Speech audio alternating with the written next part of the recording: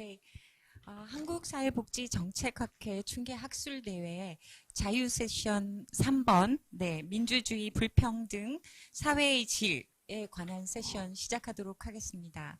네, 저희 세션에는 여러 선생님들께서 참여를 해주고 계신데요. 제가 다른 세션과 비교를 해보니까 부산, 인천, 대전, 춘천 이렇게 먼 곳에서 오신 선생님들 어, 국토균형발전 세션이 바로 옆에서 지금 진행이 되고 있던데요. 네, 감사드리고요. 또 지금 이 세션이 유튜브를 통해서 중계가 것으로 아는데요. 제가 방금 확인해 보니까 9분이 들어와 계신데 더 많이 네, 시작과 더불어서 참석하시리라고 생각을 하는데요. 귀한 시간을 내서 여기 저희 세션을 보고 계신 시청자들께도 감사 말씀드립니다. 저희 세션은 2시간, 총 2시간 세션인데요. 먼저 시간과 관련해서 안배를 하는 원칙을 말씀을 드리면 먼저 저희 발표자가 20분 발표를 하고 10분 토론을 하고 5분 다시 발표자가 답변을 하는 식으로 3개의 발표를 이어가도록 하겠습니다. 네. 먼저 저부터 소개를 드리면 저는 동아대학교 사회복지학과에 근무하고 있는 김수정이라고 하고요. 그리고 오늘 발표자 토론자를 차례로 소개를 먼저 드리도록 하겠습니다. 첫 번째 발표를 해주실 선생님, 왜 민주주의는 재분배에 실패하는가라는 주제로 충남연구원의 김용년 선생님께서 발표를 해주시겠습니다. 네, 지금 사실 플로어가 없고 사실 디지털 플로어 상태이긴 합니다. 네, 간단하게 인사만 해주시면 될 것 같습니다. 다음으로 두 번째 여성 한부모 가정 내 세대 간 경제적 자원 전의의 불평등 이재원 선생님 인하대 교수님이십니다. 네, 안녕하세요. 네, 세 번째는 한국 사회 질에 대한 인식과 생활 만족이라는 주제로 한림대 최유석 교수님께서 발표를 해주시겠습니다. 네, 각각의 주제에 대해서 은민수 고려대 학교 선생님께서 네, 토론을 해주시고요. 두 번째 주제에 대해서는 부산대 남재현 교수님께서 토론을 해주실 예정입니다. 네, 마지막으로 한밭대 박승민 교수님께서 참석해 주셨습니다. 네, 그러면 저희가 채팅창을 병행하고 있으니 네, 저희 발표 토론 과정 진행되는 과정 중에도 궁금하신 게 있거나 물어보고 싶으신 게 있으시면 올려주시면 제가 계속 체크를 하도록 하겠습니다. 네, 그러면 첫 번째 발표부터 시작하도록 하겠습니다. 왜 민주주의는 재분배에 실패하는가? 김용년 선생님, 네, 시작해 주시죠. 네, 네. 사실은 이 주제 자체가 너무 방대하고 포괄적이고 사실은 제가 이렇게 제기한 그런 그 주장도 사실은 반론도 많고 논란의 여지가 많아서 사실은 이런 그 이야기라든지 뭐 그런 주장도 있구나라고 재미있게 들으시면 될 것 같고요. 근데 이제 저는 이제 뒤에도 말씀드렸지만 민주주의가 사실은 뭐 저뿐만 아니라 요즘은 이제 알맹이가 없는 실체로 많이 진화된 것 같아서 그렇다고 뭐 전혀 없는 건 아니지만 제 생각은 기본적으로 정치 민주주의라는 거는 그 소수에 국한된 것이 아닌가라는 생각을 좀 발전시켜서 이름을 썼고요. 제가 사실은 원고는 한 20페이지 정도로 제출을 했는데 제가 발표하는 것을 좀 축약해서 2페이지 정도로 PPT를 만들어 봤고요. 사실은 이 원고는 사실은 제가 이제 일찌감치 작성을 했는데 좀 더 보완을 해야 되는데 여러 가지 뭐 이런 생업에 종사하다 보니까는 많이 미흡한데 좀 참고 들어주셨으면 감사하겠습니다. 이제 먼저 이게 제목이 민주주의는 왜 지금 실패하는가 하는데 이 제목을 이 원고 내용이 약간 부합한 것도 약간 문제일 것 같고 좀 더 그 제목을 원고의 내용에 맞게 좀 부합하는 그런 제목으로 변해야 될 것 생각이고요. 이 부제로는 그 불평등 시대의 정치적 민주화 사회복지로 정해봤습니다. 기본적으로 이 제가 쓴 논문의 기본적인 목적인 것은 이제 민주주의는 이제 이론적으로는 모두에게 정치 참여를 허용하는 제도로서 열린 제도입니다. 그렇기 때문에 이제 서구의 복지관은 이제 거칠게 요약을 하면은 이것도 여러 가지 논란이 여져 있고 반박이 있지만은 민주주의의 여러 가지 사람의 수를 무기로 이제 자본에 대항해서 서구 복지국가 만들었다고 할 수 있는데 일종의 이제 여러 가지 복지국가 이론 중에서 권력 자원에 대한 것이라고 설명할 수가 있는데요. 아무튼 민주주의와 복지국가는 이것이 인과관계라고 할 수는 없지만은 적어도 제 생각에는 상관관계는 있지 않나 해서 민주주의가 발전을 하면은 정치적 참여가 허용이 되고 그 정치적 참여는 여러 가지 대중, 민중의 이제 수를 바탕으로 해가지고 여러 가지 의회를 통해 가지고 정치 법제도가 발전함으로써 서구의 복지국가가 성립되었다고 이제 생각을 하고요. 그렇지만 이제 최근에 경제적 불평등, 피케티의 21세기 자본을도 말하는 것처럼 정치적 불평등이 심화되고 있는데요. 그래서 이론적으로는 경제적 불평등을 민주주의 정치적 재분배, 정치 시장을 통해서 경제적 불평등, 소득 불평등을 시정할 수 있다. 이런 이론이 있고, 예를 들면 제가 논문에서 이제 웰즈 리처드 이론이라든지 중위 투표자 이론 등이 이제 이런 이론의 대표적인 이론이 되겠습니다. 이제 어디까지나 이거는 이론이고요. 사실은 이제 민주주의가 열린 제도이지만은 지금 현실에서는 민주주의의 수의 무기가 통용되지 않고 있다는 것이 여러 가지 전문가들의 진단이고요. 이제 이런 거는 이제 단순히 경제적 불평등뿐만 아니라 정치 참여 불평등으로 이어지고 가장 큰 문제는 이제 사회적 약자들이 이제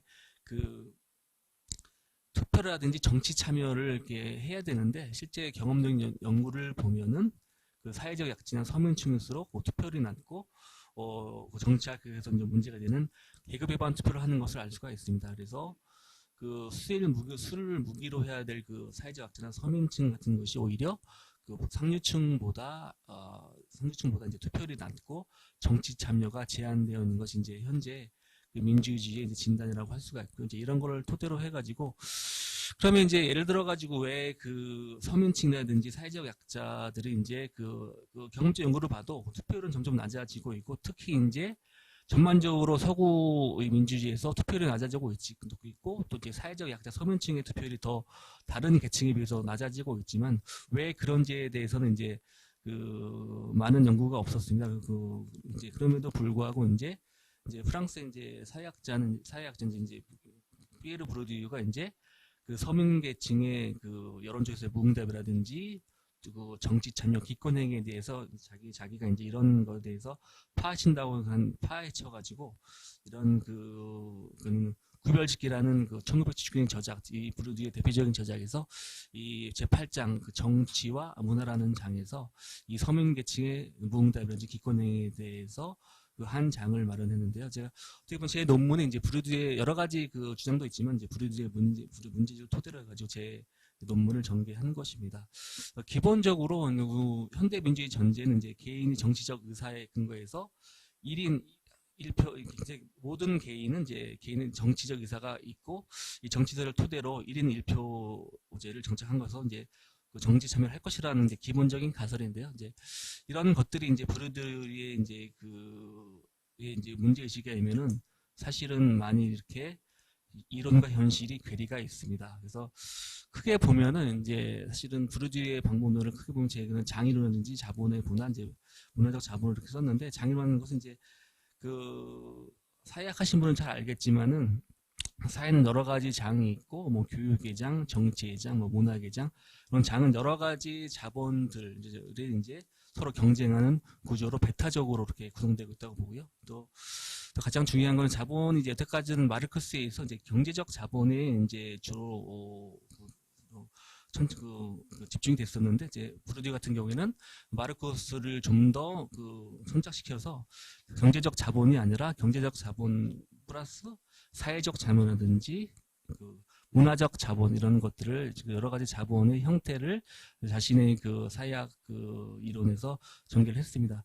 잘 알겠지만 이제 경제적 자본은 마르크스와 비슷하고요. 이제 다만 이제 그 사회적 자본 같은 사회적 자본이나 이제 문화적 자본이 좀 다른데 그 사회적 자본은 이제 좀 쉽게 말하면 인맥이라든지 그 사회적 관계로 형성된 자본이라고 봐도 되고요. 그래서 이제 여기에는 이제 학연 뭐 그런 것들이 포함되고요. 그래서 이제 브루디가 프랑스라 학자이기 때문에 이제 프랑스 같은 경우는 이제 그랑제코라는 특수 학교를 통해서 사회적 자본이 이렇게 그 축적되는 그런 그 이론을 그러한 그 문제의식을 자기는 이론화했고요. 그래서 브루디가 이제 국가 자본 국가 규적이라는 그 저서에서도 이런 그 사회적 자본이 어떻게 형성되고 축적되고 이제 그런 것들이 이제 그 사회적 장애에 영향을 미치는 데에서 이제 그 국가와 규정이라는 책에서 썼고요. 또 이제 문화적 자본이라는 것은 주로 그 교육을 통해서 형성되는데 교육이라든지 가정에서 형성되는 그러한 그 자본을 브루디가 이제 문화적 자본이라고 이제 명명을 했습니다. 이제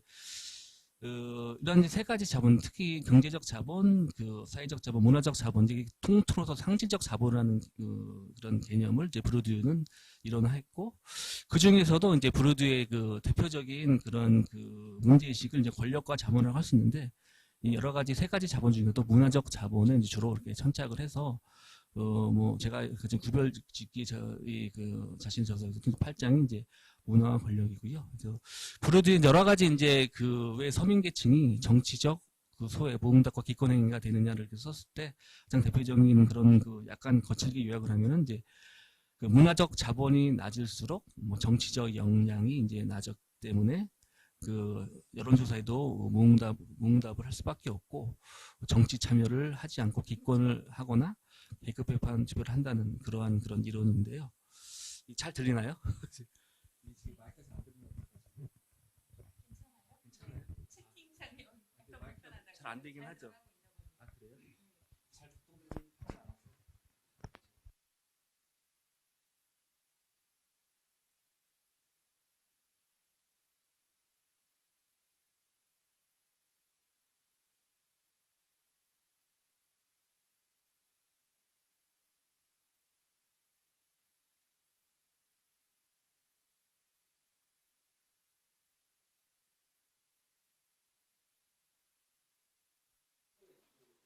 예, 예.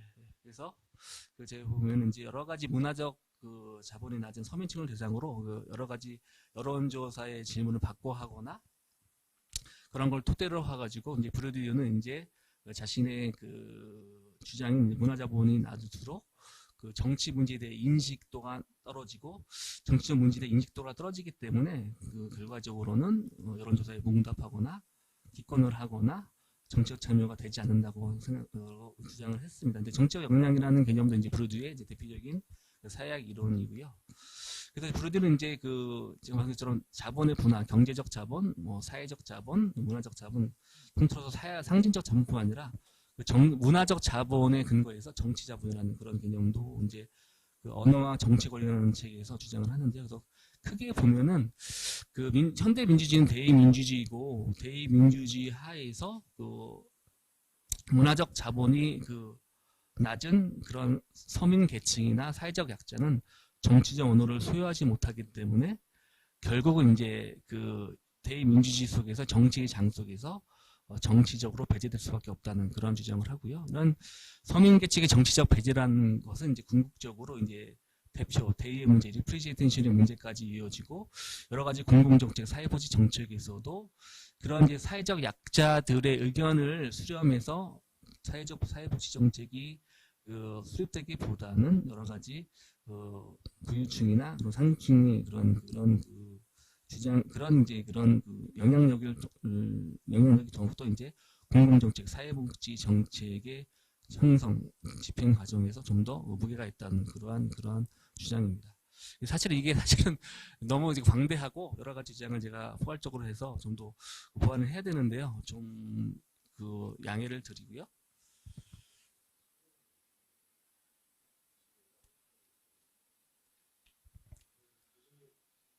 예, 예. 이렇게 들어야 되나요? 좀 떨어져야 되나요? 가까이? 예, 이렇게 대충 괜찮나요? 아, 그래요? 예, 알겠습니다. 네. 그래서 궁극적으로 그 정치적 언어를 가지지 못한 그런 사회적 약자나 서민 계층 괜찮나요? 서민 계층은 이제 그 여러 가지 수적으로 우위에도 불구하고 수적 열세인 이제 상류층 부자들에 비해서 대의민주주의에서 이제 과소대이 된다는 그러한 주장이고요. 그래서 공공정책, 뭐 사회복지 정책을 포함하는 공공정책은 그 여러 가지 수적 우위인 그 대중보다는 잘 조직되고 강력한 소수의 요구에 이제 부응하는 평형성을 보인다는 것입니다. 이거는 이제 여러 가지 미국 학자들에서 경험적으로 많이 됐고요. 그래서 이제 궁극적으로는 다양한 자본의 소유자, 브루드의 그런 그 언어를 빌리면 다양한 자본의 소유자, 이거 꼭 문화적 자본만 아니라 경제적 자본이라든지 그 사회적 자본의 여러 가지 자본의 소유자가 정치에 더 많은 영향을 행사해서 공공 정책의 형성 과정에도 영향을 미친다는 것이고요. 제 논문을 보면은 크게 보면 이제 브루드뿐만 아니라 브루드가 약간 유사한 맥락이 이제 그 많은 것 공교롭게도 이제 미국에서 활동하고 있지만 이제 프랑스 출신의 그 미국 정치학자인데 그 베르나드 마냉의 이제 청중 민주주의라는 것으로 이제 현대 민주주의를 그 요약했는데요. 그래서 그 일반적인 그 시민들은 그 대중 연예 스타처럼 그 정치의 장에서 뭐 정치가들에게 환호할 수밖에 없는 수동적인 그러한 그 입장으로 전락했다는 것이 이제 만약에 청중 민주주의입니다. 그래서 그래서 만약에 청중 민주주의가 이제 브루디가 말한 그러한 그 사회적 약자, 서민 계층의 정치적 배제와 유사한 거라고 생각해서 제가 이렇게 만약에 청중 민주주의를 한번 이 논문에 써봤고요. 그래도 이제 그 만약에 청중 민주주의뿐만 아니라 이제 뭐 다운사이징 데모크라시라의 저자 이제 매튜 크레스가 벤자민 긴스버그 같은 경우에는 이제 더 이상 미국의 현대 정치가 그 시민 대중의 동원이 필요 없고 그래서 선거에서도 유권자 없는 선거가 전개되고요. 여러 가지 그 경제적 자본이나 여러 사회적 자본이 있는 그런 개인들은 정치를 통해서 자기 의사를 관찰하는 것이나 뭐 소송이라든지 개인적 로비를 통해 가지고 대중 민주주의가 개인 민주주의로 전환됐다고 이제 자신의 저서 이제 다운사이징 데모크라시에서 이제 주장을 하고 있습니다. 여기까지가 이제 제 그 논문의 이제 골자고요. 너무 이제 포괄적인 거였는데 요약해가지고 좀 나중에 이제 이 PPT 말고 뭐 자료집에 있는 제가 제출한 논문을 보시면 될 것 같고요. 그래서 제 문제의식은 뭐 논란의 여지가 많긴 하지만 현대 민주주의는 그 엘리트에 의한 변형된 과도제가 아닌가. 뭐 원래는 그렇다고 제가 민주주의가 전혀 없다고 하지는 않지만 그렇지만 민주주의의 실제 알맹이가 점점 이렇게 경제적 불평등, 소득 불평등에 의해서 점점 희석되지 않나 생각을 해봤고요. 그래서 기본적으로 제가 서두에서 말씀드린 것처럼 그 정치, 뭐 민주주의라는 것은 그 베버가 그 주장한 것처럼 인간에 대한 지배로 그기 때문에 그 이런 인간에 대한 지배인 정치의 영역에 있어서는 그 사회적 그 약자의 위상은 미약하지 않나라는 그러한 그 제 개인적인 생각을 한번 써봤고요. 그렇기 때문에 그 정치라는 것이 이제 사회적 약자의 이제 입장은 많이 이렇게 배제되기 때문에 궁극적으로 이제 대의민주주의 하에서는 그 사회복지 제도가 존재하긴 하지만은 이것도 구체적으로 한계가 있는 것이 아닌가라는 그런 생각을 해보게 됐습니다. 약간 20분이 안 되긴 했는데 괜찮나요? 예. 예. 그래가지고 궁극적으로는 이 대민주주의하, 자본주의 하에서의 이제 사회복지 제도라는 것도 사실은 이러한 그 대민주주의 메커니즘이라든지 그 자본주의의 메커니즘에 의해서 물론 이제 사회복지 제도에 대해서 너무 이렇게 뭐 폄하할 수 없고 너무 자체를 무의미하다고 볼 수는 없지만은 제가 보기에는 한계가 있는 서구의 사회복지 제도 역시 한계가 있는 그런 제도가 아닌가라는 생각을 해보고요. 뭐 지금 제가 한 거는 이제 한국보다는 서구 그는 자본주의와 민주주의가 좀 더 진화된 그 유럽과 미국의 민주주의를 토대로 했고요. 이제 그 제가 서두에 말씀드린 것처럼 제가 이 논문을 완성된 거는 오래전 됐는데 그 좀 더 보완을 좀 한다는 의미에서 여러 가지 그런 좋은 선생님들의 고견을 얻기 위해서 이 발제에 참여를 하게 된 것입니다. 제 발제는 이상이고요. 네, 네. 네, 수고 많으셨습니다. 네, 민주주의는 왜 재분배에 실패하는가라는 매우 도발적인 문제의식을 던져주셨는데요. 실제 우리 사회복지 쪽의 논문들 중에서 저소득층은 왜 복지 확대를 지지하지 않는가라는 그런 논쟁들도 한번 있었는데요. 최근의 결과들은 또 저소득층이 복지 지지로 돌아섰다라는 그런 결과들도 있어서 아마 이제 선생님의 문제 제기가 더욱더 이 분야 논쟁을 풍부하게 만들어 주실 거라고 생각을 합니다. 일단 논평자이신 네, 은민수 선생님 말씀 들어보도록 하겠습니다. 이죠? 예, 안녕하세요. 저 고려대 은민수입니다. 그, 발표를 아주 참 재밌게 흥미롭게 읽었어요. 그래서 원래 제가 사회복지 하기 전에 원래 정치학에서 또 정당 정치나 정치 경제를 하다 보니까 다시 그 기억도 새롭고 여하튼 요즘에 이제 읽었던 것들 중에 가장 정치학에 가까운 복지 정치에 가까운 글을 읽었습니다. 그런데 그 제가 여기서 드리고 싶은 얘기는 이제 이 글은 전반적으로 보면은 세계화를 기준으로 해서 전과 후, 그러니까 전은 세계화 이전에는 민주주의가 성공했다. 성공한 덕분에 복지국가도 발전하고 사회부장도 잘 되고 했었는데 세계화 이후에 재분배에 실패했다. 이제 이것이 이제 민주주의 역설이다. 이제 이런 내용을 담고 있어요.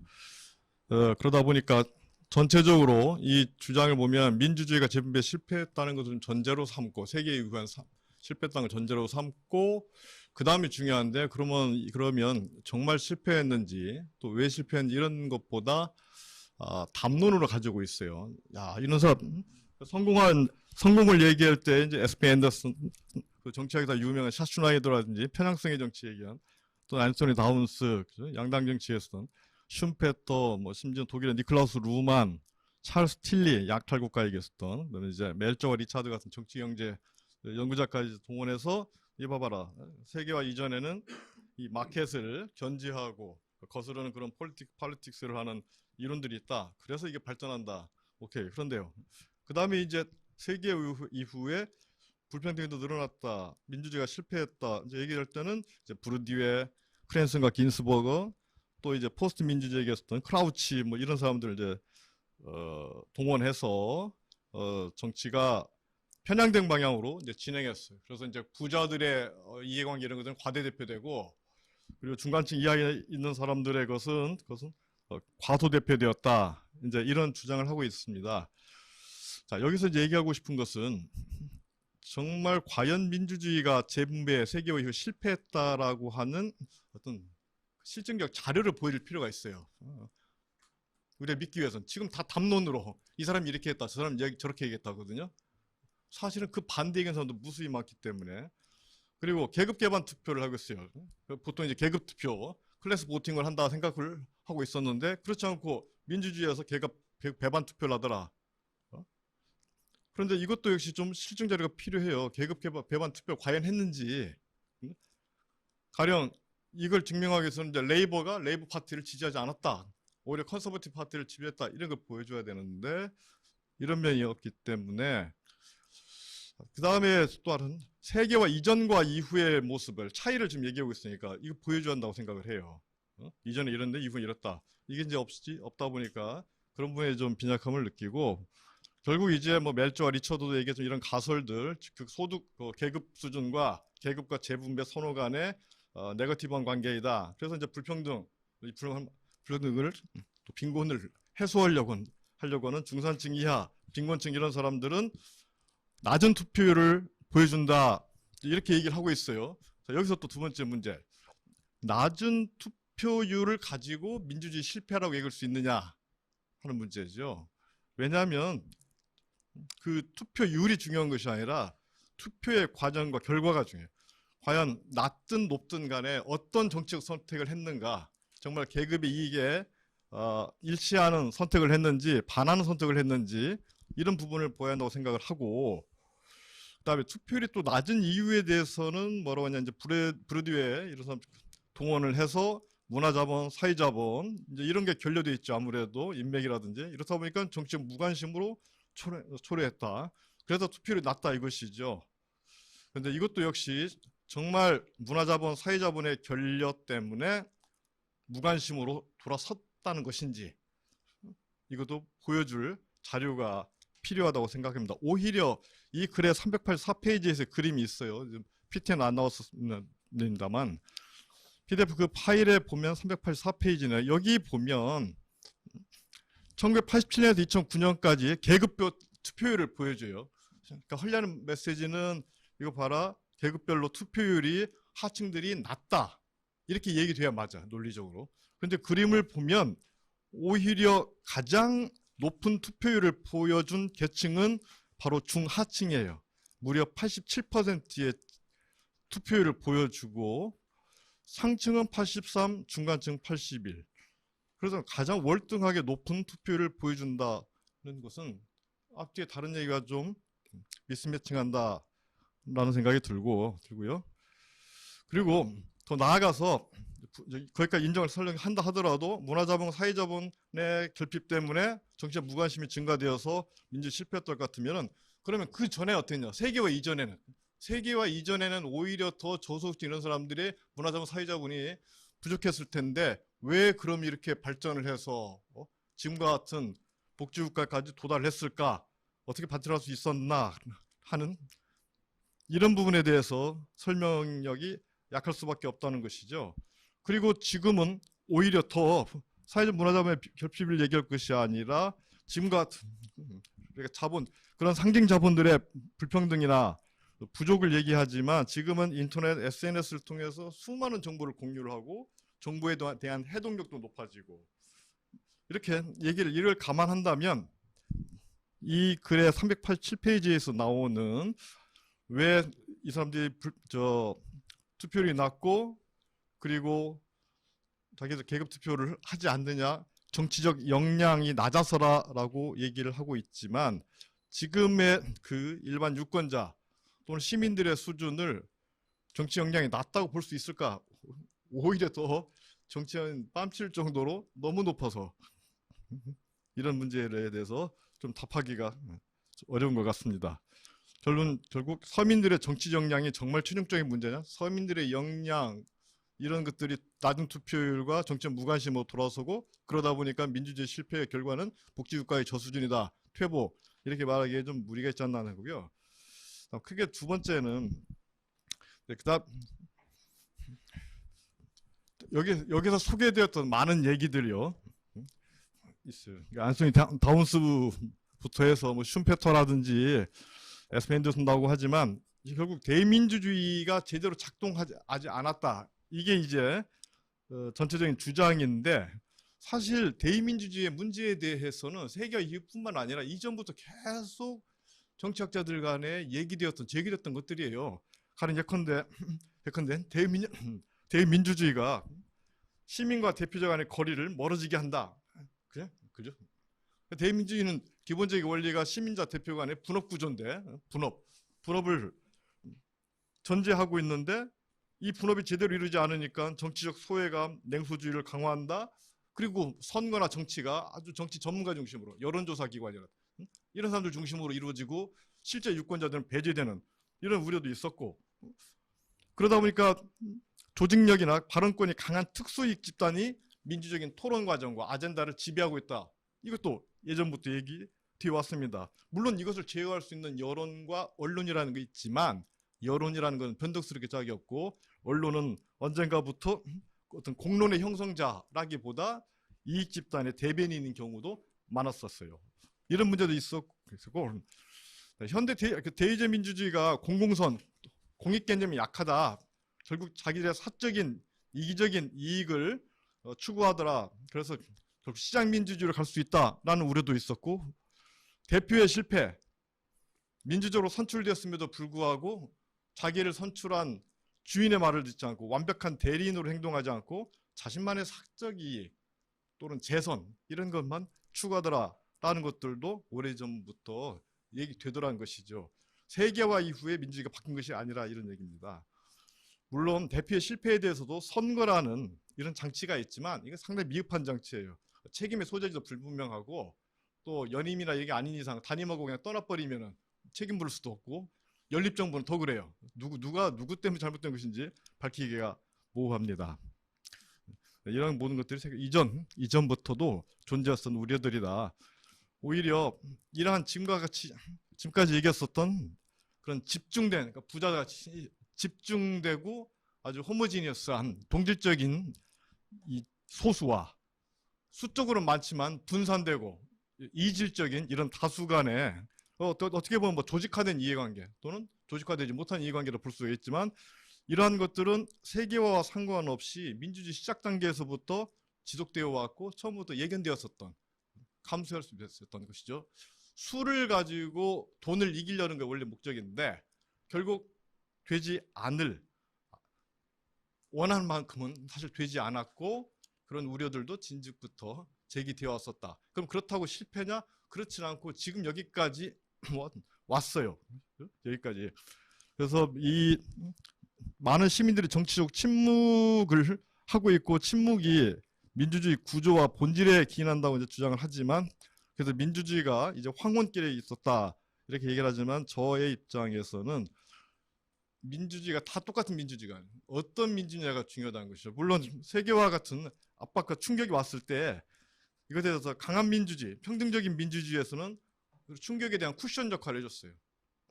더 심해질 수도 심각해질 수 있었는데 이거를 완충작치 역할을 했단 말이죠.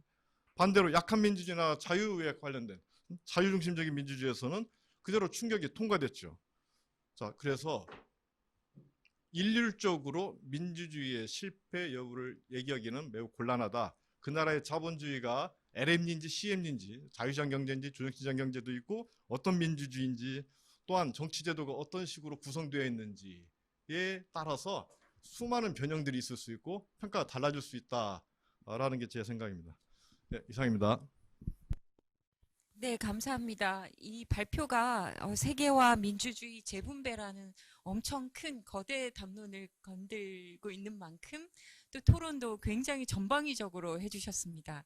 어떻게 답변하실지 궁금합니다. 네.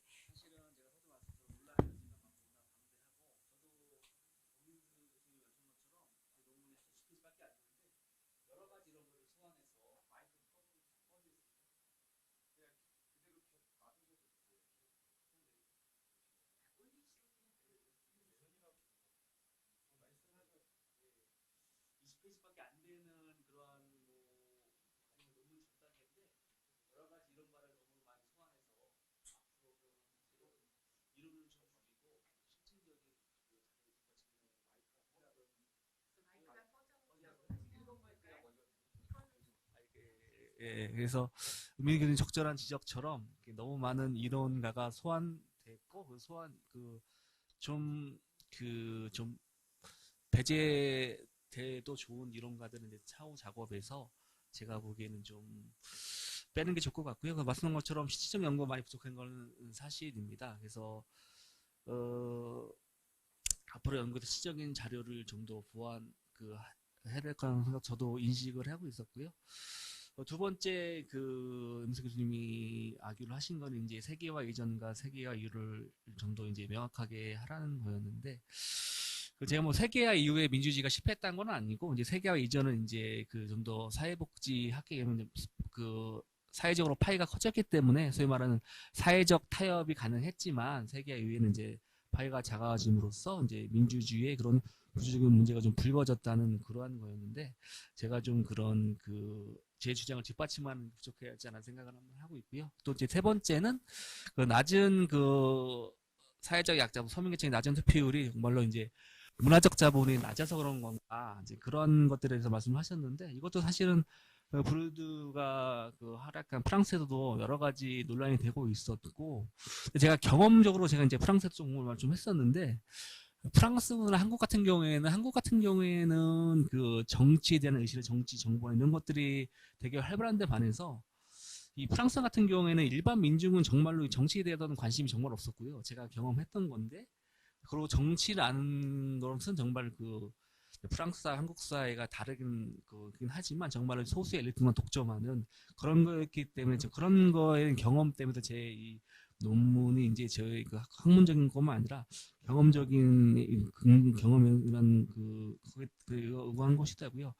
그에도 불구하고 이제 정말로 이제 그 사회적 약자들의 그런 정치 참여가 미약한 게 정말로 브루디어가 주장한 것처럼 문화적 자본이라는 것인가의 문제는 이제 프랑스 학계에서도 그렇다고 하는 이제 일종의 이제 브루디어 학파들의 주장도 있고, 그렇지만 미국의 이제 그러한 그 논문이나 저서를 인용해서 이제 브루디어의 이제 그러한 그 주장이 반드시 옳은 것만 아니다라는 그러한 그것만 있다는 것을 제가 말씀드리고요. 그리고 나 방대하기 때문에 제가 결론 내기는 뭐하고 이제 마지막으로 제가 공부하는 부분인데 어떤 민주주의가 중요하다고 더 말씀하셨는데 말씀하신 것처럼 저도 그 공감을 하고 자본주의의 다양성처럼 민주주의도 여러 가지 형태가 있고 그래서 좀 더 시간이 있었으면은 이것도 이제 에스베 인덕슨이 분류한 그 자본주의의 세 가지 체제에 의해서 좀 민주주의를 하나로 뭉뚱그리지 않고 여러 가지 그 자본주의의 조합에 의해서 그 자본주의 체제에 의해서 민주주의의 이러한 그 주장을 좀 더 했다면은 좀 설득력 있지 않았나는 생각을 해보고요. 제가 말한 것처럼 이게 너무 방대한 주제를 다뤘는데 제가 뭐 여러 가지 이런 나를 소환했지만 실질적 그런 실증은 좀 미약했고요. 제가 좀 더 작업을 보완해서 김민수 교수님의 그런 의견을 좀 더 보완해서 좀 더 완성도 높은 연구를 좀 하겠습니다. 이상입니다. 수고 많으셨습니다. 네, 제가 채팅창을 보니까 별 얘기가 없으시고 지금 현재 15분이 보고 계신데요. 네네. 그러면 네, 첫 번째 주제 마치고 두 번째 발표로 넘어가도록 하겠습니다. 두 번째 발표는 첫 번째 발표보다는 상당히 아래로 내려와서 땅으로 내려와서 네, 자료들에 기반한 분석인 것 같은데요. 여성 한부모 가정 세대 간 경제적 자원의 전이의 불평등에 대해서 발표를 이재원 선생님께서 해주시겠습니다. 네, 부탁드리겠습니다. 네, 이걸 옮겨 마우스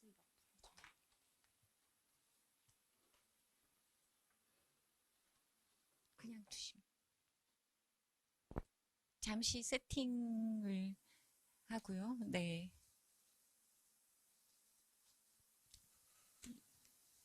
네, 보기에는 제대로 뜨는 것 같습니다.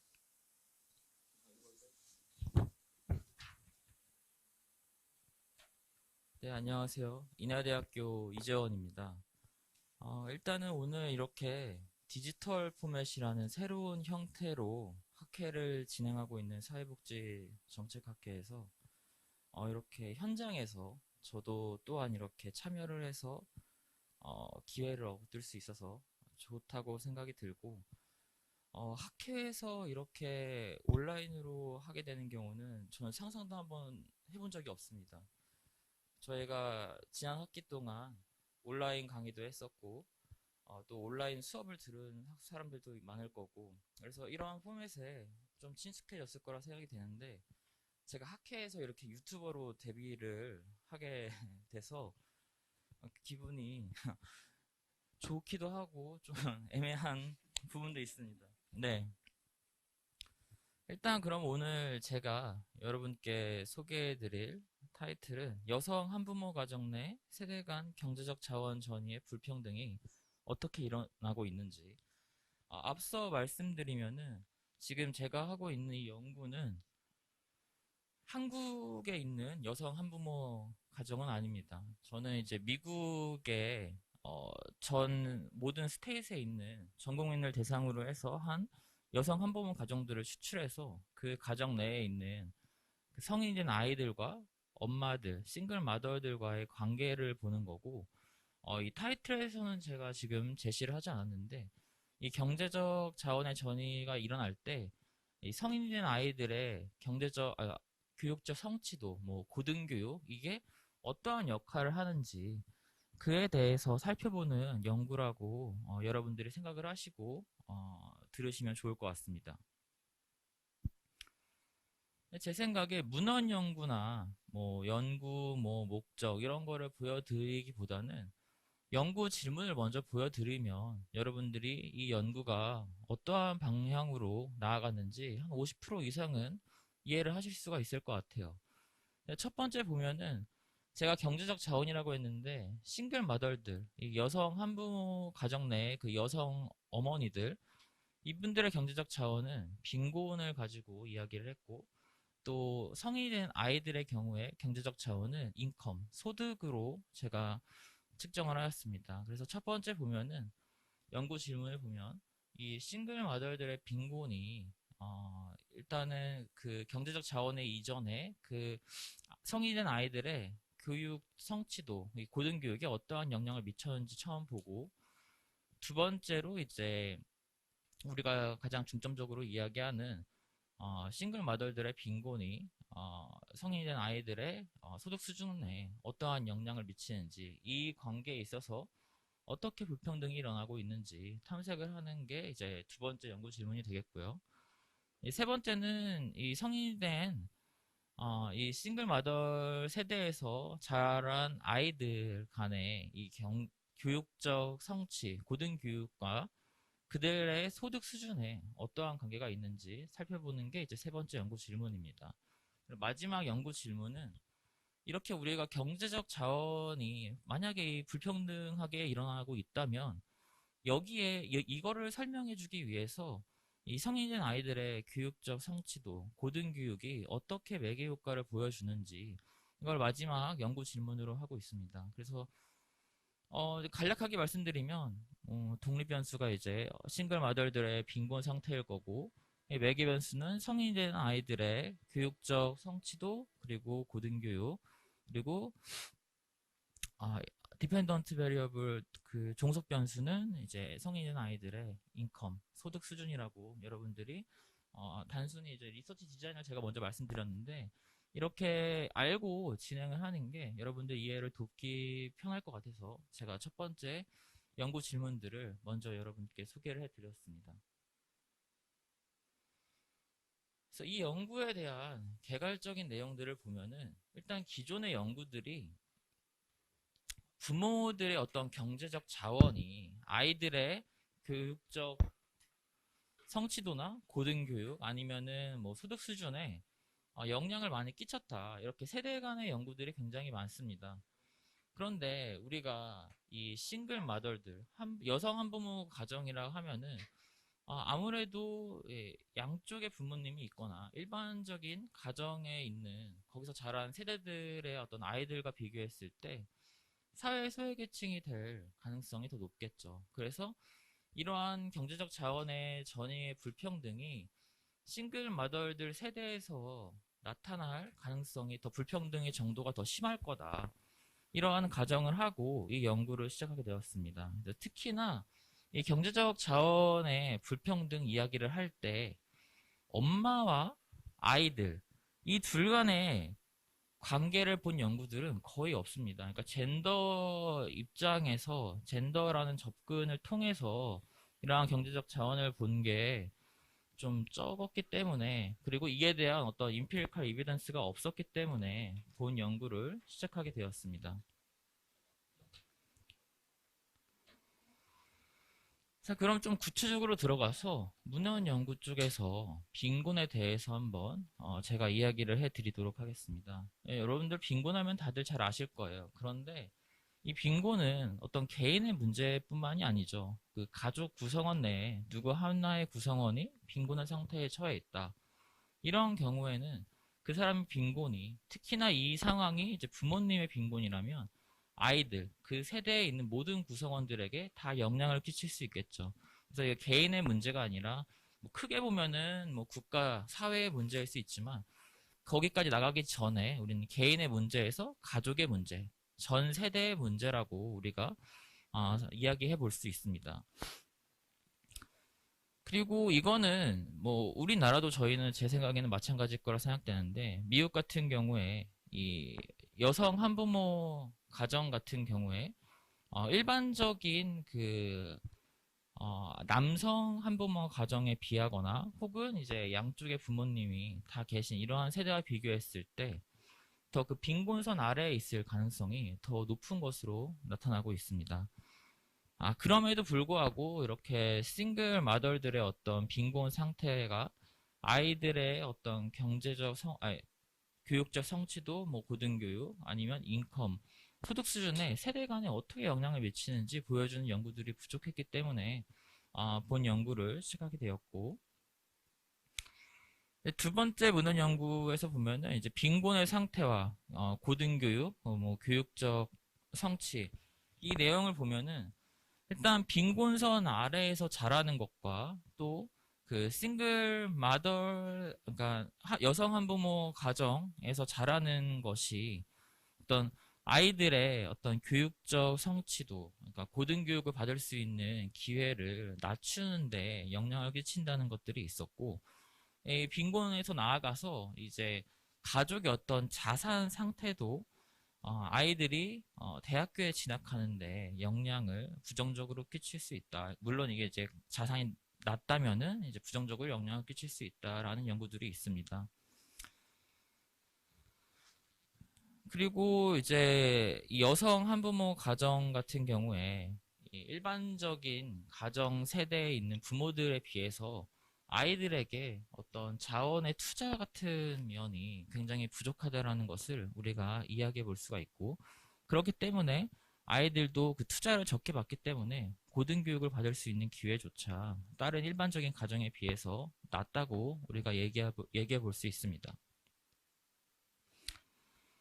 다음으로는 이제 고등교육과 소득 수준인데, 이거는 여러분들 일반적으로 생각하셔도 다들 동일하실 거라 생각해요. 아무래도 우리가 고등교육을 받고 그러면 그에 상응하는 능력이나 어떤 보상, 이런 체계들을 더 잘 제공해 줄 수 있는 일자리들이 많겠죠. 그렇기 때문에 고등교육을 받을수록 그 사람의 어떤 소득 수준은 높아질 거다라고 우리가 이야기해 볼 수 있고, 마지막으로 이 여성 한부모 어머니의 이 빈곤 상태와 그 아이들의 소득 수준인데, 일단은 이 빈곤선 아래에서 자란 이 성인이 된 아이들, 그리고 이 싱글 마더들 하에 자란 이 성인이 된 아이들은 사실상 이 낮은 수준의 소득을 벌 거다, 이런 연구들이 있었고,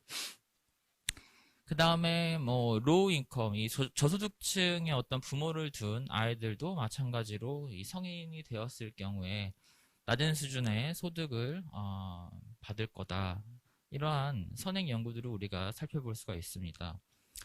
이러한 내용들을 토대로 봤을 때 일반적으로 이 싱글 마더들이 이 여성이라는 점, 그리고 이 투 페런트, 양쪽의 부모님을 다 갖고 있지 않다는 이러한 부분들과 비교했을 때 이 사람들이 어떤 빈곤 상태에 놓일 수 있는 가능성도 높고, 빈곤 상태에 놓이게 되면은 이 사람들이 우리가 아까 이야기했던 부분인데 자원이 없다 보니까 아이들한테 투자할 수 있는 어떤 경제적 자원도 부족하겠죠. 그러다 보니 아이들도 고등교육을 받을 수 있는 기회가 적어지고, 고등교육을 받을 수가 없다 보니 상대적으로 이 싱글마더 세대에서 자란 성인이 된 아이들은 상대적으로 이 소득 수준도 낮을 거다, 이러한 우리가 전제를 가지고 본 연구를 하게 되었습니다.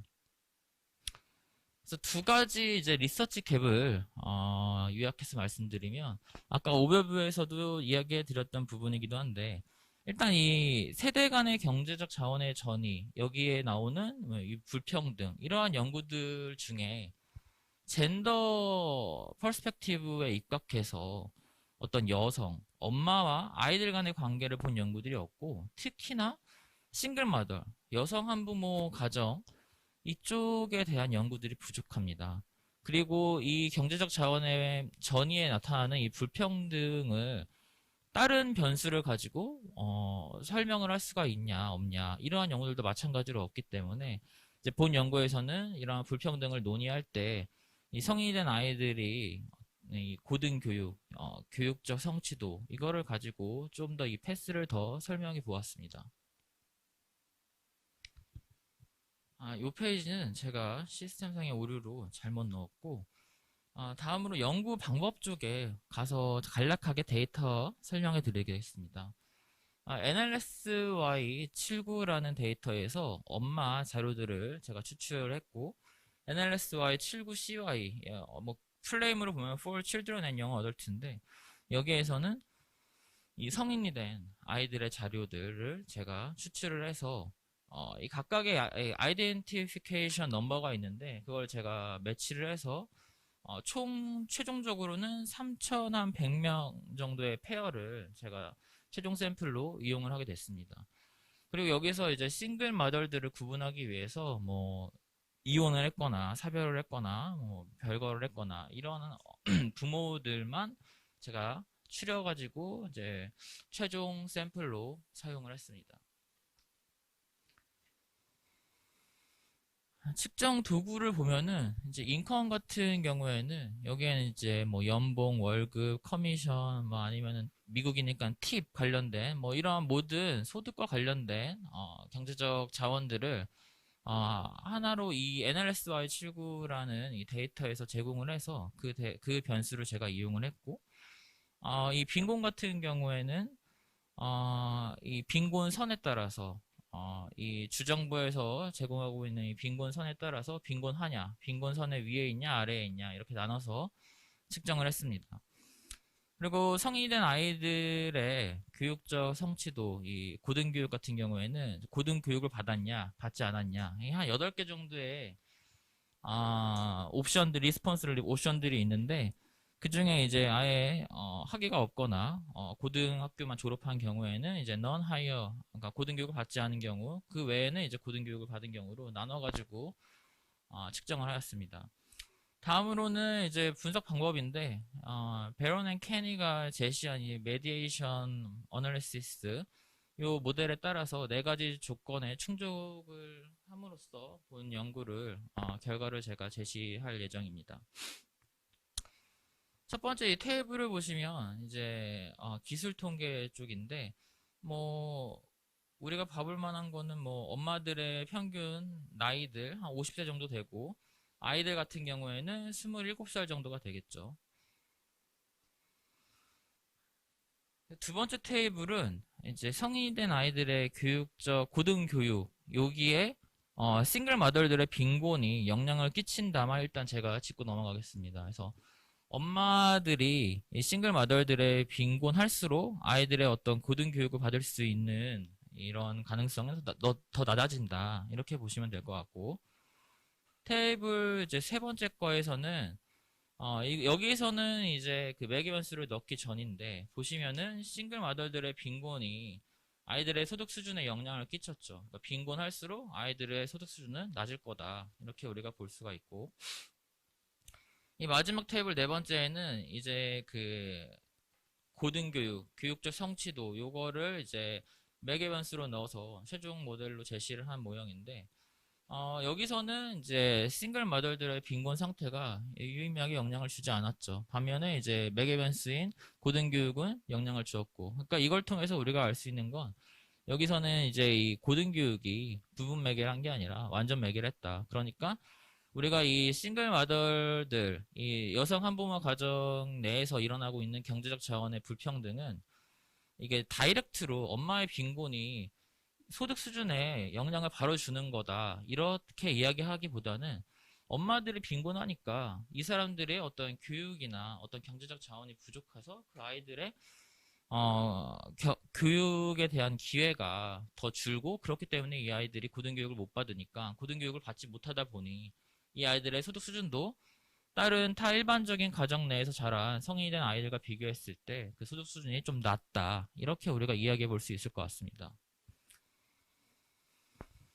자, 그래서 이러한 결과들을 토대로 우리가 논의랑 함의에 대해서 이야기를 해보면, 가장 이제 우리가 중점적으로 이야기해 볼 수 있는 부분들이, 이 본 연구는 젠더 그 관점에서 접근을 해서 엄마와 아이들 간의 세대 간의 어떤 경제적 자원의 전이가 어떻게 일어나고 있는지 그걸 이야기해 줬다. 특히나 여기서는 단순히 그냥 일반적인 엄마와 아이들이 아니라 그 경제적 자원의 전이에 나타날 수 있는 그 불평등의 정도가 더 높은 그 중에 취약계층인 이 싱글 마더들을 대상으로 했다. 그러한 연구들을 이제 이 이코노믹 모빌리티를 보여주고 있다. 이렇게 이야기해 볼 수가 있고, 과거에 사실 보면은 연구들이 남성 중심적인 관점에서 많이 연구가 됐죠. 그렇기 때문에 여성과 아이들 간의 이 경제적 자원의 전이가 어떻게 일어나고 있는지 보여주지 못했고, 지금은 사실 이제 우리가 여성들도 다 경제 참여에 많이들 하고 있고 경제에 기여하는 부분들이 많아짐에 따라서 우리가 여성들의 경제 참여가 경제적 자원이 아이들의 어떤 경제적 자원에 어떠한 영향을 미치고 있는지 봐야 될 거고, 그거에 더 나아가서 이제 이 취약계층일 수 있는 이 싱글 마더들의 세대에서는 어떻게 이 불평등이 일어나고 있는지 봐야 된다. 이러한 것들을 함의에서 우리가 이야기해 볼 수 있을 것 같습니다. 그래서 이러한 세대 간의 자원 전이에서 나타나는 불평등이 이 위험도가 더 높은 계층들이 몇몇 있을 거예요. 근데 그 중에 우리는 이 연구에서 이 싱글 마더들을 대상으로 했고, 그 외에도 이제 다른 계층의 어떤 다른 대상들에게는 어떻게 이러한 불평등이 일어나고 있는지 다른 연구들을 통해서도 우리가 좀 살펴보는 게 필요할 것 같고, 그리고 일단은 그 싱글 마더들을 타겟으로 한 어떤 반빈곤 프로그램이나 서비스들이 더 많이 좀 제공이 돼야 되는데, 이 사람들이 빈곤에서 벗어나야지만 그 사람들이 어떤 여유 자금이라던가 자원들을 아이들한테 투자를 하게 되고, 그 투자에서는 뭐 여러 가지 투자가 있겠지만 교육적인 투자들도 더 늘어날 거기 때문에 그 상황에서 아이들도 고등교육을 더 많이 받을 거고, 결과적으로는 교육을 더 받은 아이들은 나아가서 이제 소득 수준도 더 높은, 그러니까 이 소득이라는 게 어떤 보다 더 나은 임금을 제공할 수 있는 직군이나 뭐 일자리에 고용이 될 수 있는 가능성이 높아질 수 있기 때문에 이러한 식으로 우리가 정책들을 펼칠 수 있지 않을까 생각을 해보았습니다. 아마 이거를 이제 우리 한국 사회에 적용을 해본다면 한부모 가족 지원법이 있죠, 우리나라에. 근데 여기에서는 사실 한부모 가족이라는 그런 법 체계 내에서 경제적 자원의 전이가 세대 간에 어떻게 일어나고 있는지까지 우리가 커버를 해주고 있지는 않습니다. 그래서 지금 이 순간 당장 필요한 자원들이 무엇인지만 보고 장기적으로 봤을 때 이 한부모 가정 내에서 자란 아이들의 어떠한 불평등, 어떠한 좀 제한된 기회들을 얻게 되는지에 대한 고려들이 없기 때문에 우리나라에서도 그러한 부분들을 좀 고려해서 정책들을 펼쳐나가는 게 좋지 않을까 생각을 해보았습니다. 일단 제 발전은 여기까지 마치도록 하겠습니다. 네, 선생님 발표 잘 들었습니다. 사실 사심 가득한 말씀을 드리면 제가 여성 한부모 가족이나 이런 쪽 연구에 무척 관심이 있어서 특히 이제 재밌게 들었고요. 아마 이제 미국 자료들을 사용해서 분석을 하셨는데 한국 자료로 오면 아마 이제 비교해서 보실 수 있는 측면도 있고, 네, 더 흥미로운 연구들이 많이 기대된다고 생각이 들었습니다. 그러면 일단 부산대 남재현 교수님, 네, 토론 듣고 이어가도록 하겠습니다. 네, 안녕하세요. 부산대학교 발복작가의 남재현입니다. 우선 재밌는 주제를 읽을 수 있는 기회를 주셔서 너무 감사하고요. 그리고 한편으로는 작년과 유사한데 왜 들리나요? 괜찮나요? 네, 원고가 자꾸 저에게는 영어로만 자꾸 와서 제가 뭐 영어를 그렇게 잘하는 것도 아니고 뭐 그렇지만 재밌게 잘 읽었습니다. 그리고 제가 또 잘 알고 있는 주제라서 재밌었고, 그리고 저도 이제 이 박사학위 논문을 인터제너레이션 모빌리티, 그러니까 한국말로 하면 이제 그 세대 간 소득 이전이죠. 이거에 대한 연구를 했었는데 그 연구를 하면서 저도 많이 고민했던 부분들을 이재용 교수님이 잘 짚었는 것 같고, 그리고 지금 이 원고 자체가 영어로 지금 써져 있었기 때문에 제가 간단하게 그 발표자분이 발표하셨지만 여기 청중들의 이해를 좀 돕기 위해서 몇 가지 좀 더 부연 설명을 하고, 그리고 이 원고에 대한 저의 생각, 코멘트, 그리고 좀 질문들을 좀 하고자 합니다. 우선 토론 이 연구 목적은 우선 미국 여성 한부모 가구죠. 그래 여성 한부모 가구의 빈곤 어, 상태라고 해석하는 게 좋을지 경험이라고 해야 될지는 잘 모르겠는데 우선 빈곤 경험이라고 얘기하겠습니다.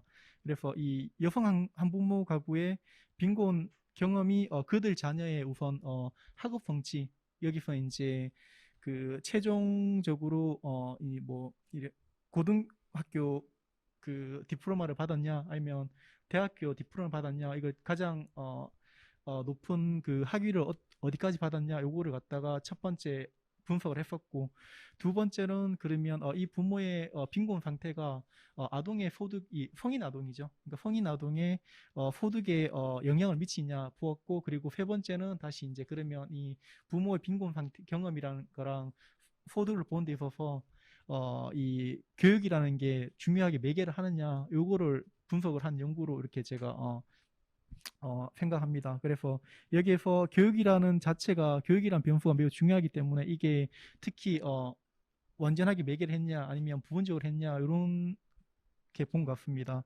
그래서 데이터는 미국의 NLSY79 데이터와 그리고 NLSY79CY죠. 그러니까 그 아동들의 데이터를 결합했는데 아마 이 데이터가 익숙하지 않은 분들은 좀 들에서 설명을 좀 하자면 NLSY79는 미국에 있는 PLSY 데이터랑 가장 대표적으로 오래된 패널 데이터인데 NLSY79는 1979년에 그 당시에 중학교, 고등학교 예를 들면 14살에서 21살 정도의 아동을 미국에 있는 그 대표적 모든 그 아동들을 확률 샘플에서 대략 한 그 당시 한 12,000명 정도 될 겁니다. 그렇게 샘플링 했는 거고 그 사람들을 지금까지 쭉 추적해 온 거예요. 그래서 아마 1995년 정도, 2000년도부터는 이제 2년에 한 번씩 했는데 그 전에는 매년 이렇게 추적을 해왔습니다. 해왔고 NLSY79CY 데이터는 뭐냐? 요 79 데이터에서 이제 이 샘플 되는 사람들이 아동을 놓으면 그 아동들을 추적했는 데이터예요. 그러니까 이제 요 부모 79 데이터는 부모 데이터고 CY는 지금 이 종속 변수로 나오는 그 아동들에 대한 추적한 데이터예요. 그래서 그거를 이제 아이덴티피케이션 키넘버로 이렇게 매칭을 해서 이제 분석을 했다는 요 이야기입니다. 그래서 보니까 이제 여성 한부모 가정과 성인 아동을 매치했는 게 대략 지금 3,100 케이스 되고 요 케이스로 이제 분석을 했다는 거예요. 그래서 뭐 이미 얘기했듯이 매개 변수는 아동의 교육 수준입니다. 그래서 NLSY79CY에서 나온 변수인 거고 그리고 종속 변수는 마찬가지로 그 현재 예를 들면 2012년에 성인 아동들의 소득을 갖다가 종속 변수로 사용한 겁니다. 그래서 분석 방법은 이게 지금 뭐 사회복지나 이런 뭐 심리학 이런 데서 대표적으로 많이 써요. 그래서 바론 앤 케니의 매개 효과 분석 방법을 사용했고요. 그래서 이 분석 결과를 간략하게 이야기하면 이미 지금 이재원 교수님이 얘기한 것처럼 이 가설을 펴는 대로 다 거의 다 맞아 떨어졌습니다. 한부모 가구의 빈곤 경험이 아동 교육을 떨어뜨리는데 영향을 미쳤고 그리고 또 이 여성 가구주의 빈곤 상태가 성인 아동의 소득을 떨어뜨리는데 부적으로 영향을 미쳤고 그리고 마지막으로 보면 매개 효과에서 보면 이제 이 그 한부모 여성의 빈곤 상태와 성인 아동의 소득을 보는 데 있어서 이제 이 교육 상태가 매개하는 이렇게 나왔습니다. 매개가 나왔는 결과가 나왔고 그리고 여기에서 이제 이 매개 효과 최종 모형에 봤을 때 이 그 부모의 그 빈곤 상태의 변수가 유의성이 사라졌기 때문에 바론 앤 케니에 따르면 이거를 fully mediated 됐다. 그래 완전 매개 무형이다. 이렇게 이제 결과를 발견했습니다. 그래서 이 결과를 바탕으로 해서 이 발표자가 몇 가지 논의를 했는데 우선은 이 부모의 파일 경제적 지위 SES죠. 여기서는 이제 뭐 다르게 측정을 했는데 빈곤으로 측정을 했는데 이것이 아동 학업 성취와 소득에 매우 중요한 영향을 미친다는 걸 확인했었고 그리고 이 부모 특히 여성 한부모 가구 같은 경우는 빈곤할 확률이 더 높고 이런 것이 아동에게 미치고 그래서 이게 세대 간 대물림이 된다. 이런 얘기를 했었고 그렇기 때문에 요런 특히 이제 한부모 여성 가정에 대한 지원이 더 필요하다. 그리고 이런 정도의 논의를 한 것으로 이제 제가 이해를 했습니다. 이 논문에서는. 그래서 뭐 몇 가지 본인이 한계점을 몇 가지 지적을 하셨던 부분도 제가 봤을 때는 타당한 것 같았고 여기에서 제가 이제 이 논문을 읽으면서 좀 들었던 생각들을 몇 가지를 좀 이야기하자면 우선은 지금 우리나라 같은 경우도 그렇고 미국도 그렇고 대표적으로 항상 뭐 앞에서 아까 거시적인 얘기를 했는데 피케티 얘기도 하시고 뭐 이런 얘기를 했는데 실제로 2차 세계대전 이후 피케티에 따르면 2차 세계대전 이후 끝나고 난 다음에 불평등은 줄어들지 않았다 이런 얘기를 하고 있습니다. 그래 그 가운데 불평등이 이 계층 간의 불평등이 커지는 게 장기적으로 되면 그거는 다시 세대 간의 불평등으로 이어지고 있고 그리고 현대사에 왔을 때 우리나라도 그렇고 미국도 그렇고 세대 간 불평등은 지금 많이 높아지고 있어요. 그거를 갖다 인터제너레이셔널 모빌리티를 측정할 때 인터제너레이셔널 레프티시티 오브 인컴이라고 하는데 IGE로 이렇게 측정을 하는데 대략적으로 우리나라는 뭐 그 정확하진 않은 것 같습니다. 근데 뭐 대략 한 0.2에서 0.4 정도 되는 것 같고요. 그 말은 이게 1에 가까워질수록 많이 높아진다는 거예요. 1에 가깝다는 거는 완전히 부모의 소득이 아동의 소득을 100% 결정을 한다는 거고요. 뭐 중간 좀 40%, 4 정도 되는 40% 된다는 거는 예를 들면 다른 것들을 알 수 없는 걸 뺐을 때 그냥 통계했을 때 부모의 소득이 아동의 소득을 대략 40%를 설명한다는 얘기거든요. 미국 같은 경우는 지금 뭐 학자마다 약간 좀 다릅니다. 근데 가장 신뢰성 있는 학자가 지금 라지체트라고 경제학자인데 이분이 얘기한 거 보면 대략 한 0.4에서 0.6, 뭐 0.5 정도 됩니다. 그만큼 많이 높아졌다는 거. 이전에 비했을 때. 이전에 뭐 1980년대, 90년대 때 게리 베커가 측정했을 때 0.2 정도 돼서 매우 이제 세대 간 불평등이 안 높다 이렇게 얘기했지만 오늘 나와서는 이제 그게 많이 높아졌다고 지금 추정하고 있고 우리나라 같은 경우도 제가 2017년에 측정했을 때 대략 한 0.2였는데 근데 데이터 상에 약간 그는 좀 한계가 많아요. 왜냐하면 우리나라는 그는 제가 할 때 노동 패널이 가장 긴데 그걸로 측정했는데 그 패널이 짧으면 성인 아동의 소득이 실제로는 아동의 나이가 충분해야지 소득을 측정하는 데 있어서 메저먼트 에러가 안 생기는데 우리나라는 그 20년 정도밖에 안 됐기 때문에 충분한 그 패널 길이가 안 되기 때문에 소득 측정하는 데 좀 한계가 있었습니다. 그럼에도 불구하고 지금 소득 불평등이 많이 높아지고 있다는 거는 사실인 것 같고요. 그런 가운데 이런 연구를 했는 게 큰 의미가 있고 특히 이제 사회 경제적으로 더 어려움에 처해 있는 한부모 여성 가정에서 어떻게 이 불평등이 계속 전이가 되는지에 대한 연구를 했다는데 저는 의미가 있다고 이렇게 생각합니다. 그리고 그런 연구가 우리나라에 앞에서 얘기했다시피 적용할 수 있는 부분도 많은 것 같고요. 그리고 제가 뭐 개인적으로 이 페이퍼에 대한 코멘트를 어차피 페이퍼를 이제 디벨롭을 하기 위해서 발표를 하는 거니까 좀 몇 가지 코멘트를 드리자면 우선 이 논문 자체로 봤을 때는 세대 간 소득 이전이라 보기는 약간 좀 어려움이 있을 것 같아요. 그래서 오히려 제가 뭐 코멘트 좀 이렇게 제안을 드리자면 부모의 빈곤 경험이 아동 학업 성취와 장래 소득에 영향을 미치는가 이런 쪽으로 좀 아마 보시는 게 좀 더 적절하지 않을까 싶고요. 그래서 왜냐 그러면 일반적으로 인터제너레이셔널 모빌리티 측정하는 방법이랑 약간 좀 차이가 좀 있습니다. 그래서 그렇기 때문에 이제 그런 이야기를 했고 그리고 한 가지는 또 인종별로 나누어서 분석하는 게 아마 의미가 있을 가능성이 높습니다. 왜냐하면 미국 같은 경우는 한부모 여성 가정의 경우 대부분 흑인 여성 가구주가 가장 많고 또 백인 한부모 여성 가정과 이제 차이가 나는 이게 많이 있기 때문에 크기 때문에 아마 그런 부분을 좀 고려해 보시면 아마 좀 또 정책적으로 이렇게 뭔가 이렇게 지원할 때 찾을 좀 더 나은 방향을 좀 찾을 수 있을 거라 생각합니다. 그리고 또 한 가지는 페드간 이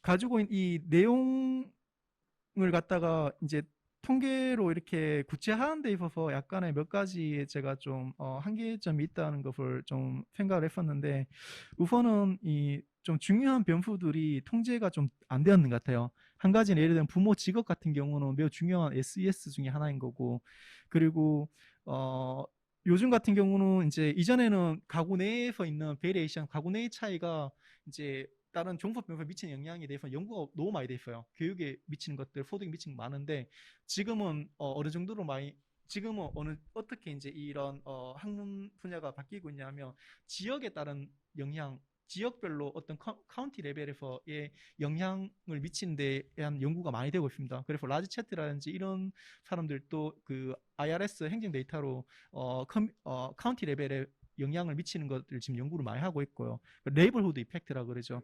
그래서 봤을 때 우선 지역별 중위소득이라든지 그리고 블랙이나 히스패닉 비율이라든지 이런 변수들이 좀 통제가 되어야 될 것 같아요. 그런 부분이 없이는 지금 왜 그러냐면, 지금 교육을 하나의 매개 변수고 첫 번째 모형에서는 종속 변수인데, 지역별로 차이가 많이 나는데 부모 소득이 낮을수록 안 좋은 지역에 있을 가능성이 많이 높죠. 특히 그리고 블랙 히스패닉 파퓰레이션이 많을 때 있을 수가 높겠죠. 그러니까 이런 것들이 좀 통제가 돼야 될 필요가 있다, 이런 생각을 했습니다. 그래서 아마 NLSY 79 데이터에서는 지역 코드를 바로 제공 안 합니다. 그래서 이거를 지역 코드 데이터를 따로 아마 신청을 해야 될 겁니다. 그래서 그리고 시간이 다 됐나요? 혹시 있나요? 아니면 네, 알겠습니다. 뭐 마지막으로 한 가지만 좀 더 짚고 넘어가겠습니다. 그래서 이 바론앤 케니 모형을 쓰셨는데, 실제로 요즘에는 현대 통계학자들은 잘 안 써요. 왜냐하면 이게 이론 통계학적으로 그리고 논리적으로 제한점이 많고, 그래서 이 바론앤 케니 말고 뭐 요즘 최고니까 헤이지 모형이라고 이렇게 돼 있는데, 뭐 이건 좀 논리적으로 상식적으로 생각해봐도 쉽게 알 수 있는 부분이고, 예를 들어서 지금 예를 들어서 풀리 완전 매개 효과를 찾았는데 샘플 사이즈를 줄이게 되면, 예를 들면 오히려 더 완전 매개 효과 형태가 나오게 돼 있어요, 논리적으로. 그런데 통계학적으로 봤을 때 우리는 샘플 수를 많이 늘리는 게 오히려 더 선호돼야 되는데, 지금 그 바론 앤 케니 모형을 쓰게 되면 반대의 형태의 논리가 정당화되는 거고요. 그리고 소벨 테스트도 잘 사용하지 않습니다. 왜냐하면 이 지금 간접 효과에서 표본 오차가 이게 정규성을 띈다는 거 알 수도 없고, 그리고 부트스트래핑이 오히려 더 지금 통계학자들이 봤을 때 훨씬 더 정확도가 높다는 게 이미 입증이 됐기 때문에, 이런 부분들을 좀 나중에 좀 보완하시면 좋지 않겠나. 그리고 죄송합니다. 마지막 가지고 얘기하신 그리고 성인 아동의 나이가 너무 어려요. 18세에서 35세인데 생애 주기별로 봤을 때 소득이 가장 안정화된 건 40대거든요. 그래서 일반적으로 인터제너레이션al 모빌리티 연구하는 사람들은 이 앞에서 아까 제가 우리나라 다 얘기했듯이 똑같이 성인 아동의 나이가 낮다는 것은 소득이 불안정하다는 거거든요. 그래서 여기 보면 소득이 지금 평균 소득이 15,000불, 16,000불이에요. 근데 실제로 지금 미국 보면 1인당 가구 평균 소득이 6만 불 넘거든요. 그걸 봤을 때 이제 나이를 좀 더 상향 조정할 필요가 있습니다. 아마 데이터 한계상 문제인 것 같은데, 아마 이런 부분을 좀 혹시라도 뭐 기회가 되시면 추가를 좀 감안하시면 훨씬 좋은 논문이 될 것 같습니다. 네, 좋은 논문 잘 읽을 수 있는 기회 주셔서 고맙고, 네, 여기까지입니다. 감사합니다. 매우 꼼꼼하게 코멘트를 해주셨는데요. 실제 이제 그 남 교수님께서 코멘트를 해주신 게 논문의 일종의 이제 내재적인 비판이라고 한다면, 실제 지금 채팅창에 또 다들 안 보고 계셔가지고 제가 보고 있는데 이 논문에 대해서 밖으로부터의 비판도 지금 2개가 올라와 있는데, 제가 간단하게만 설명을 드릴 텐데요. 저희과 교수님이 올리셨습니다. 동아대학교 사회복지학과 무영주 교수님께서 올리셨는데요. 선생님께서 이제 젠더 관점이라고 하셨는데, 과연 이제 연구 대상이 싱글 머더라고 해서 관점이 젠더 관점인 것은 아니다라는 그런 취지에서 실제 이제 젠더 관점에 기반을 둔 연구라고 한다면 이제 기대하시기에 남성 한부모 가정과의 비교라든지 이런 거를 기대해서 이제 뭔가 조절 효과로 보는 것이 오히려 이제 적어도 네, 성별이라는 측면에서는 젠더를 반영할 수 있다라고 보시는 것 같고요. 이 질문자의 그리고 제가 하나 더 얻는다면 아마 이제 젠더 관점이라고 한다면 싱글 머더들에 대한 연구가 사실 많이 되지 않아서 저는 굉장히 반가운 측면이 있는데 싱글 머더이기 때문에 더 취약하거나 더 차별을 받거나 이런 것이 이제 자녀에게 이전되는 측면, 영향을 미치는 측면 이런 내용이 들어가면 좀 젠더 관점이라는 그런 이제 퍼스펙티브 측면에서는 더 이제 독자들이 기대한 내용이라고 볼 수 있을 것 같다는 생각이 들고요. 점점 얘기가 많아져서 죄송합니다만 한 분께서는 아무래도 한국 사회 한부모 가족 여성에 대한 연구가 필요하지 않느냐. 근데 제가 이 빈곤 경험과 아동 학업 성취와 관련해서 한국 사회는 아마 이 모델을 적용하려면 자녀가 독립하지 않고 선생님 특히 에이지 바운더리 안에서는 같이 살 가능성도 굉장히 높기 때문에 이걸 이제 빈곤 측정할 때 가구 단위를 어떻게 보느냐 이런 문제들까지 있어서 아마 이제 이런 질문들을 하시는 것 같아요. 네. 대답하실 수 있는 한도 내에서 정리해서 답변해 주시면 좋겠습니다. 일단 네. 우선 남 교수님께서 제가 발제하는 동안에 시간상의 문제로 어떤 데이터에 대해서 이제 깊게 설명을 드리지 않았는데 그 부분들을 청중들이 이제 이해하기 쉽게 말씀을 잘 해주신 것 같고 제 생각에는 이 데이터를 써보셨던가 관심을 갖고 있었던 것 같아요. 아까 뭐 사실 1994년부터 이제 2년마다 측정을 했고 말씀하신 것처럼 이제 롱지튜디널 데이터입니다. 그래서 이 한계점들이 아까 뭐 좀 이제 왔다 갔다 하면서 이야기를 드리면 뭐 연구 방법 쪽에서 이제 베런 앤 캐니 연구 방법을 잘 쓰지 않죠. 맞습니다. 사실 이거는 이제 싱글 마더들을 세대로 해서 하는 약간 탐색적 차원에서 처음 시도하는 연구여서 일단 기본적인 어널리시스를 해봤던 거고 사실 저가 이제 리미테이션을 제가 썼는지 안 썼는지는 잘 모르겠는데 이 연구가 이제 이런 결과가 나왔으니 사실 여기서 이제 저는 사실 그 레이턴트 그로스 커브 모델을 주로 하고 있습니다. SEM 모형을 해서 뭐 M 플러스도 많이 사용하고 그러는데 이게 롱지튜디널 데이터니까 이제 엄마의 이코노믹 리소스를 이제 파벌티 말고 그 CFA를 통해 가지고 아예 이코노믹 웰빙이라는 개념을 하나 만들고 아이 쪽에서도 CFA를 해서 이코노믹 웰빙이라는 개념을 하나 만들어서 하나의 레이턴트 팩터들이 시간의 흐름에 따라서 어떻게 영향을 끼치는지 그거를 레이턴트 크로스 커브 모델이나 뭐 좀 이제 롱지튜디널 세팅에서 하는 방향으로 이제 발전을 시킬 생각이 있고 아까 그래서 사실 이제 매개 변수 보는 것을 이렇게 크로스 섹셔널로 볼 때도 남 교수님께서 지적해 주신 것처럼 이 부스트랩을 주로 사용하죠. 사실 저도 전적으로 동의를 합니다. 단순히 이거는 탐색적인 연구이다 보니까 기본적인 수준에서 연구를 해봤던 거고 먼저 그 남 교수님께서 말씀해 주셨던 부분 중에 뭐 인종별 차이 이거를 이제 모더레이터로 한번 보는 것도 괜찮겠다 말씀을 해주셨는데 사실 제가 이제 뭐 여러 가지 작업들을 하고 있는데 그러한 연구들 중에 이 인터제너레이셔널 이코노믹 모빌리티 아니면 인터제너레이셔널 트랜스미션 오브 뭐 이코노믹 리소스 뭐 이런 쪽에서 이 레이스, 에스닉스리 이 인종을 가지고 보는 연구들도 제가 다른 연구에서 또 하고 있었는데 다음에 만약에 또 기회가 된다면 그에 대해서 소개해 드리면 좋을 것 같고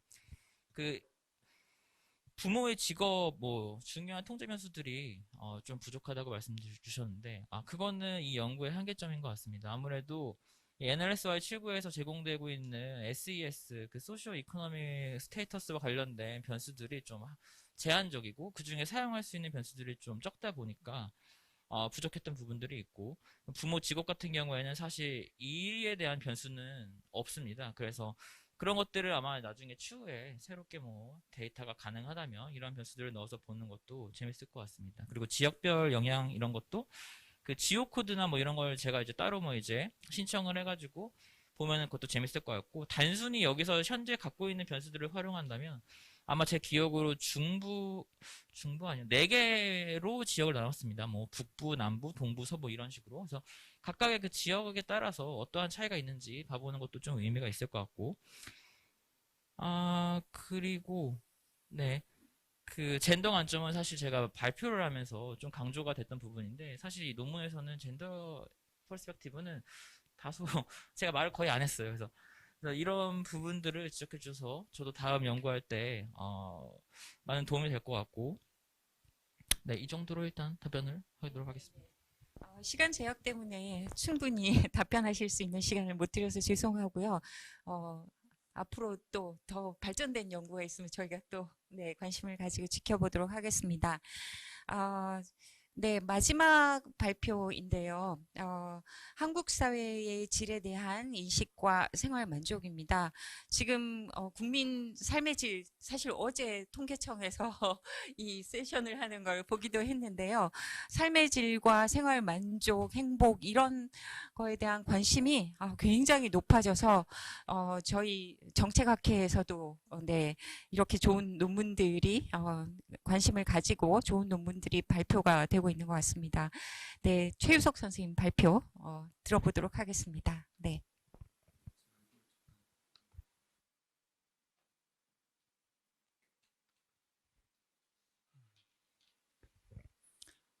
예, 발표할 내용은 한국 사회의 질에 대한 국민들의 인식과 생활 만족 간의 관계를 살펴보는 거고요. 이거는 KDI 국제정책대학원에 있는 최창용 교수님하고 같이 준비를 했습니다. 우리가 경제도 성장하고 소득이 증가하면서 점차 우리 삶의 질에 대한 이제 관심과 뭐 행복에 대해서 관심이 증가하고 있는데, 사실 또 그만큼 경제 성장의 그 폐해 혹은 불평등을 좀 완화해야 된다는 그런 욕구, 그런 것들도 점차 많이 증가하고 있죠. 그래서 뭐 포용적 성장이라든가 포용적 복지가 등장한 것도 이제 그런 배경이죠. 결국 우리들의 삶의 질 혹은 행복, 생활 만족과 관련된 그런 좋은 사회를 어떻게 만들 것인가에 대한 그런 관심들이 점점 증가했고요. 그래서 유럽에서는 이미 한 1990년대 초반부터 이 사회의 질에 대해서 좀 관심을 갖고 있어요. 그러니까 삶의 질, 개인 수준에서 삶의 질뿐만 아니라 그 국민들의 전반적인 삶의 질을 올릴 수 있는 그 좋은 사회 혹은 품격 있는 사회, 그리고 또 유럽이 통합되면서 이 바람직한 사회는 무엇일까에 대한 고민들이 이제 많이 있었죠. 그래서 몇 가지 조건들, 좋은 사회의 조건들을 이제 많이 개발하고 그것에 대해서 서로 이제 같이 연구도 하고 그걸 측정하는 방법들도 이제 많이 개발이 이제 됐습니다. 그래서 뭐 좋은 사회라면 이후에 조금 더 얘기를 하겠지만 사회적, 경제적으로 좀 안정성이 있고 또 포용적이고 또 사람들 간에 좀 더 응집력이 있고 그리고 또 개인들의 어떤 능력을 충분히 발휘할 수 있는 그런 사회라는 그런 개념을 갖고 지표를 개발하고 국가 간의 특성들을 이제 비교해 왔죠. 그리고 또 그것들이 정말 실제 삶의 질 혹은 생활 만족과 관련이 있는지를 또 한번 연구를 이제 해왔습니다. 그런데 이렇게 국가 수준의 어떤 그 표준화된 지표 또는 평균 수준의 지표가 또 갖고 있는 또 한계가 있어요. 그러니까 좋은 사회, 그 소득수준이 높은, 평균적으로 높은 사회에 살고 있다고 해서 모든 국민이 다 행복하고 만족하는 건 아니잖아요. 그렇죠? 그래서 이런 어떤 그 국가 내의 어떤 개인 간의 어떤 삶의 질의 어떤 편차라든가 그런 걸 조금 더 우리가 좀 고려를 해야 될 것 같고요. 또 객관적 지표로 뭐 좋은 사회라고 하지만 실제 거기서 살고 있는 사람들이 정말 좋은 사회라고 인식하고 있는지 그건 또 다른 문제니까. 그래서 저는 우리나라에서 이런 여러 이제 물론 이제 이 지표라든가 그 개념들은 이제 유럽에서 개발된 거긴 하지만 정말 우리나라 국민들은 우리 사회에 대해서 어떻게 생각하는지 그거를 여러 가지 측면에서 한번 살펴보는 걸 좀 근본적인 목표로 삼았습니다. 그래서 실제 뭐 나중에 이제 뭐 좀 더 회계 분석 같은 것이지만 저는 오히려 그 전반부에 있는 국민들이 우리 사회에 대한 인식을 어떻게 하는지 그것이 사실 더 중요하게 조금 생각을 하고 있습니다. 그래서 연구에서는 그래서 이 국민들의 삶의 질에 대한 인식이 어떤지, 그리고 또 왜 누구는 우리 사회를 좋게 보고 그렇지 않은지, 그렇게 사회의 질 인식에 영향을 미치는 요인이 무엇인지, 그리고 이런 사회의 질에 대한 인식과 그것이 정말 생활 만족도에 영향을 미치는지, 그 다음에 마지막으로는 좀 쓰고 보니까 내용이 좀 많아졌는데, 이런 어떤 그 사회의 질에 대한 인식과 생활 만족에 대한 그런 관련성이 또 계층마다 좀 차이가 있는지, 그거를 한번 규명해 보고자 이제 했습니다. 그래서 사회의 질이라고 하는 것은 어찌 보면 뭐 사람들이 생각하는 양질의 사회 혹은 품격 있는 사회는 무엇일까, 그리고 그런 사회가 이루어지기 위한 조건들은 무엇일까에 대한 연구들을 이제 많이 유럽에서 많이 진행했고요. 그래서 4가지 조건을 이제 도출을 했습니다. 첫 번째는 사회 경제적 안정성이에요. 결국 경제적 안전이 기본적이고, 따라서 복지제도에 대한 어떤 접근성도 확보되는 그런 것들이 어떤 그 기본적인 좋은 사회 하나의 조건이라고 봤고요.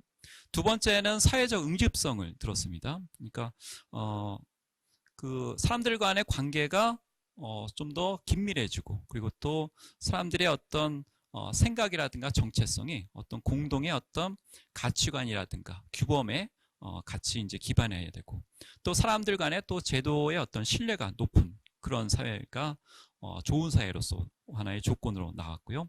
세 번째는 사회적 포용성입니다. 즉, 그 국민들이나 뭐 시민들이 결국 사회 제도에 통합되어 있어서 그 제도의 적용 범위가 넓은 그런 하나의 사회가 좋은 사회라고 이제 볼 수가 이제 있는 거죠. 그러니까 제도가 있다고 해서 그것이 특정한 계층이나 집단에만 한정된 것이 아니라 배제되지 않고 누구나 평등하게 접근할 수 있는 그런 사회가 좋은 사회라는 그런 측면에서 사회적 포용성 기준을 들었고요.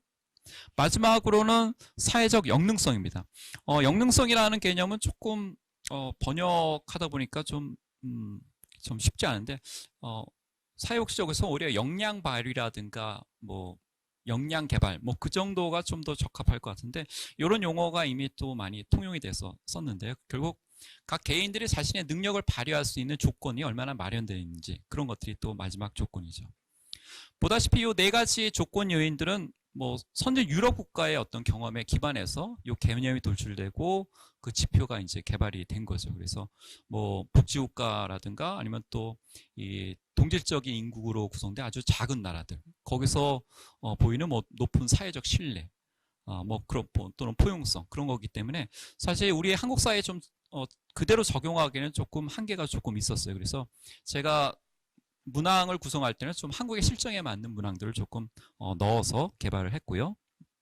그래서 사회질 인식과 관련된 요인들은 결국 뭐 설문 구성의 한계일 수도 있지만, 결국 사회경제적 지위 같은 각종 인구학적 변수들이 사회의 질에 어떤 영향을 미치는지, 그래서 예를 들어서 뭐 계층에 따라서 우리 사회에 대해서 어떻게 생각하는지, 아니면 성이나 연령, 뭐 결혼 상태, 뭐 그런 한 8가지 변수별로 이 사회질 인식에 따라서 어떤 차이가 있는지를 한번 살펴봤죠. 그래서 뭐 예를 들면 계층과 관련돼서 상위 계층일수록 뭐 우리 상식적으로 보다시피 이 사회의 질에 대해서 좀 긍정적으로 인식할 것 같고요. 왜냐하면 뭐 본인의 삶이 좀 안정되고, 그렇죠? 여러 가지 제도 혜택도 받고 있고, 또 본인의 성공한 거에 대한 또 자부심, 뭐 그런 것도 갖기 때문에 이렇게 상위 계층일수록 좀 긍정적으로 인식을 할 수 있을 것 같은, 뭐 그런 식으로 뭐 연구 가설을 구체적으로 제기하지 않고 이런 각종 그 인구학적 변수들과의 어떤 관련성을 따져봤고요. 두 번째는 그럼 사회질하고 생활만족이 그럼 어떻게 관련이 있냐 하면은 결국 뭐 한마디로 높은 수준의 사회의 질을 제공하는 나라에 사는 사람들이 더 행복할 수 있다라는 뭐 그런 내용이죠. 결국 뭐 사회보장이 충분하게 돼 있고, 뭐 실업이라든가 빈곤으로부터 안전하고, 또 제도가 공정하게 적용되고, 이렇게 모든 것이 다 공정하고, 그 다음에 또 타인들한테 포용적이고, 또 제도라든가 그런 신뢰가 높은, 그래서 불확실성이 적은 사회일수록 사람들이 조금 더 생활에 만족하고 안정되게 살 수가 있는 거죠. 결국 이런 사회의 질, 어떤 이 사회 수준에서 측정한, 실제로는 그 시민들의 인식을 집계한 거긴 하지만, 그런 것들이 이런 생활 만족도와 관련을 이제 맺을 수가 있는 그런 상황이죠.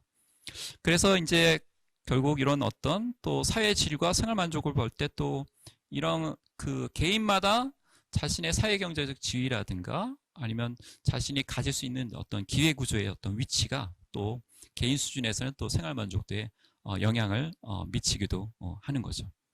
그래서 우리가 생활 만족도를 조사할 때 이런 어떤 객관적인 여건뿐만 아니라 그 자신의 여건에 대한 어떤 주관적인 판단도 사실 영향을 미칠 수가 있는 그런 요인들도 우리가 좀 생각을 한번 해볼 수가 있고요.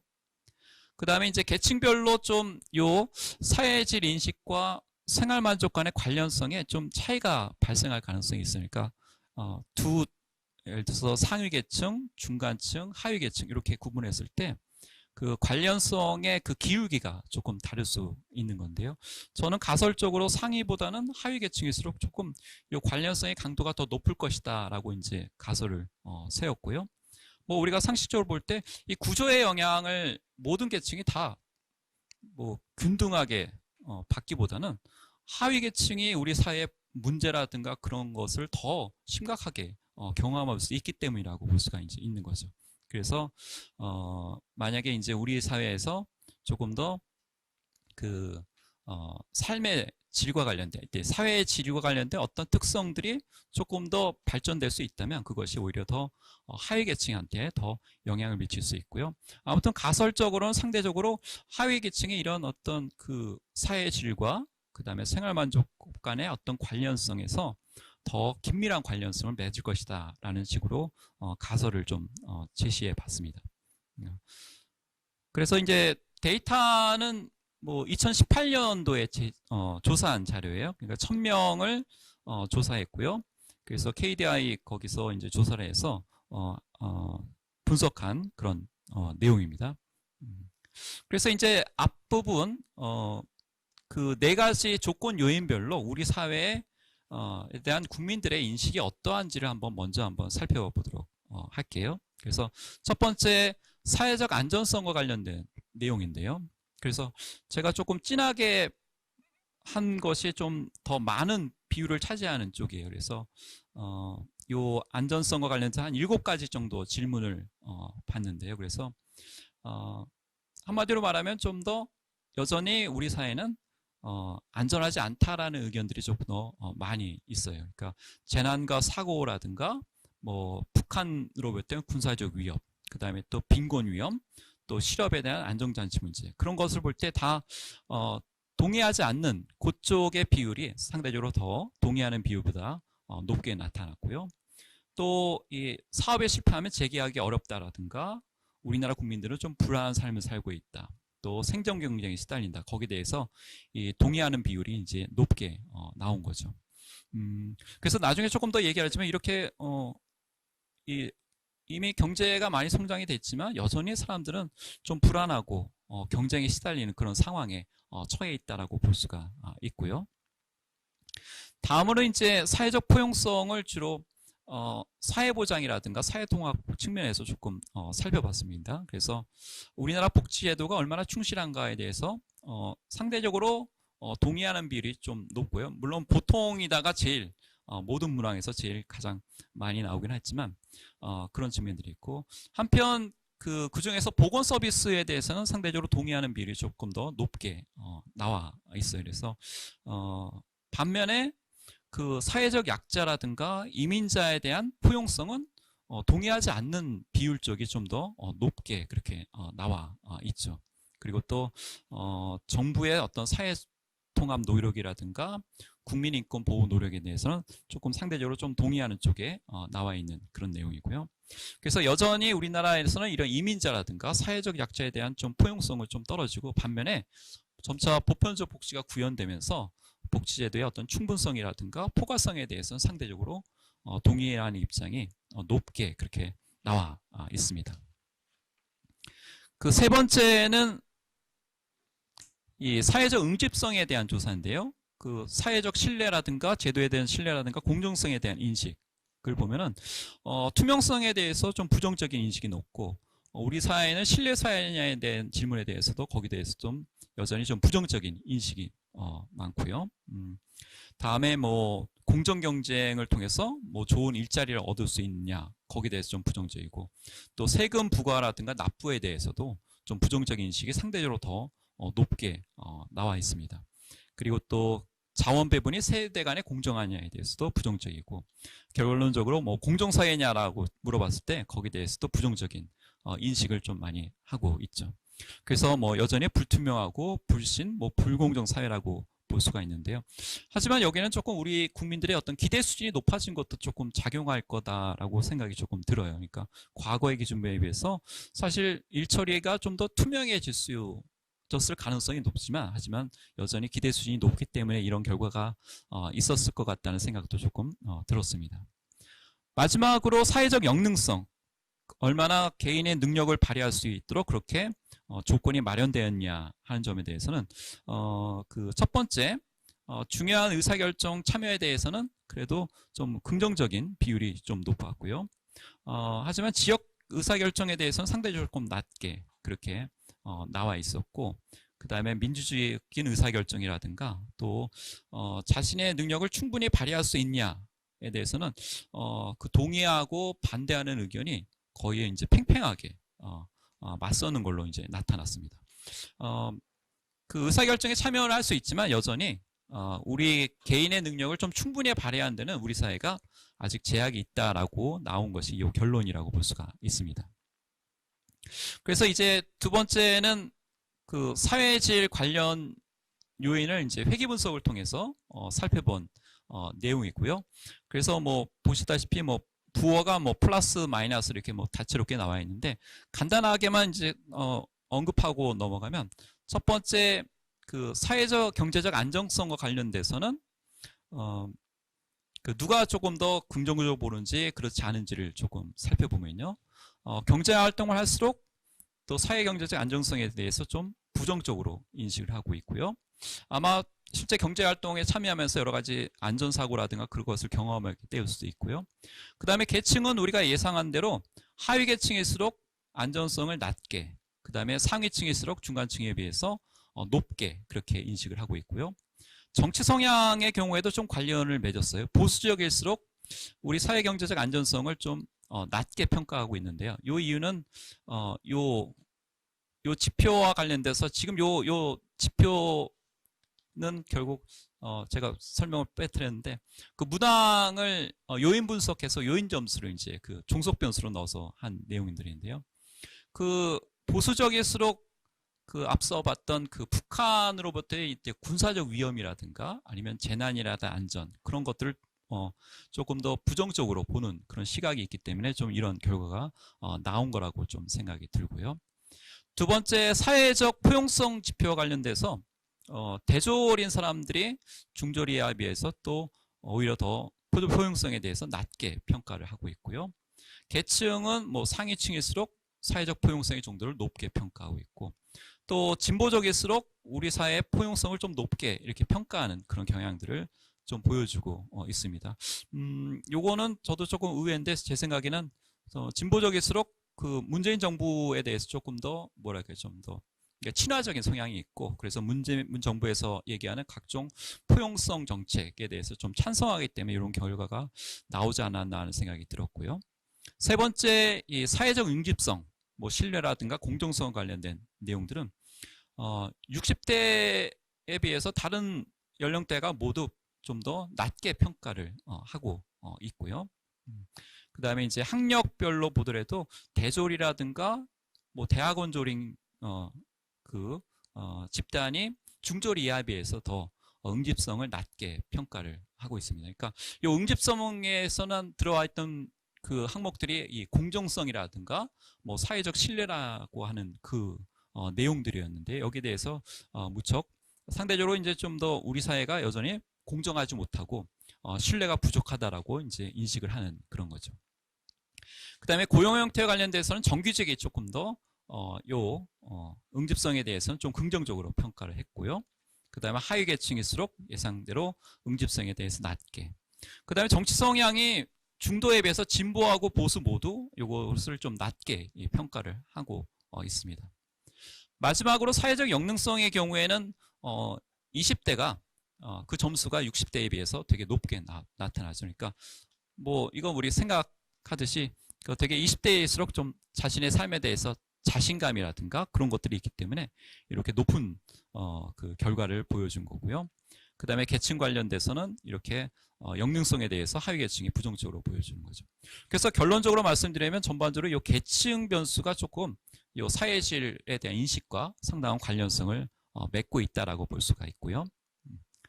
다음으로 이제 이렇게 이 사회질과 이 생활만족 간의 관계를 마지막으로 한번 살펴봤어요. 그래서 모델 2하고 모델 3이 있는데요. 모델 2는 그 사회질 변수만 이제 들어간 거고, 모델 3의 경우에는 그 상호작용 효과, 그 계층하고 사회질, 글의 어떤 그 상호작용용 항을 이제 넣어서 보니까 8개가 또 추가로 이제 들어간 거죠. 그래서 뭐 보다시피 생활만족과 관련된 전반적인 어떤 뭐 인구학적 속성은 어떻게 영향을 미치고 사회질은 어떤지, 상호작용은 어떤지 그거를 한번 탐색해 보는 건데요. 모델 2, 모델 3 거의 뭐 인구학적 변수들은 별로 차이가 없게 대체로 나왔어요. 그래서 뭐 상식적으로 보듯이 기혼에 비해서 미혼자의 경우 생활만족도가 좀 낮게 나타났고요. 그 다음에 중졸 이하에 비해서 대졸 이상일수록 생활만족도가 높게. 그 다음에 계층도 예상했듯이 뭐 중간층에 비해서 하위 계층은 생활만족도가 낮고 상위일수록 중간층에 비해서 높게 그렇게 나온 거고요. 그 다음에 사회의 질 4가지의 변수는 모두 다 통계적으로 유의미하게 요 사회적 안전성, 포용성, 응집성, 역능성 모두 요거를 높게 인식할수록 자신의 생활만족도를 높게 인식을 한 결과가 나왔습니다.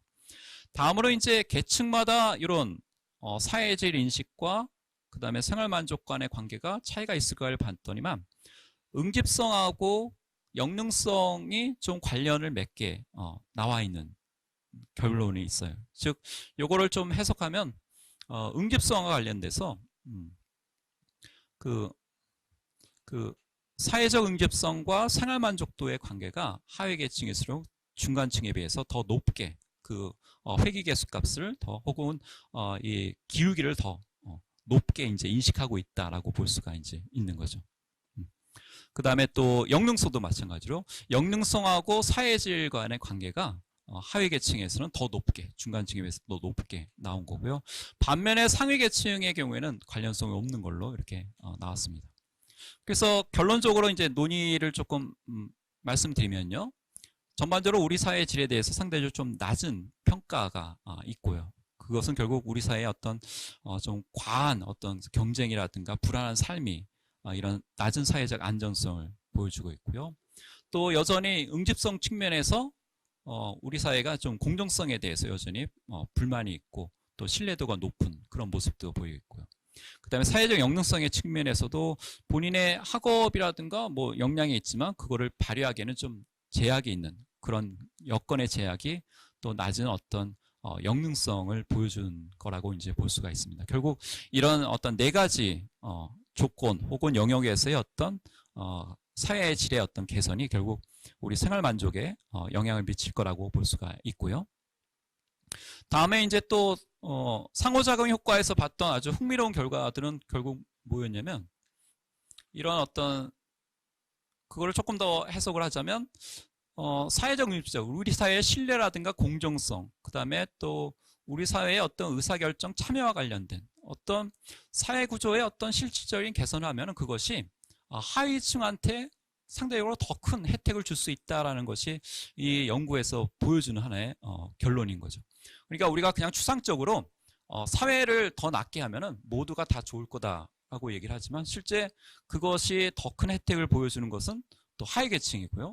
따라서 저는 이 결론을 가지고 이렇게 우리가 계속 사회적 신뢰를 개선한다, 공정성을 증진한다, 또 투명성을 개선한다 그런 것들이 또 우리가 사회정의 차원에서 볼 때 또 바람직한 것이다라고 저는 말씀드리고 싶습니다.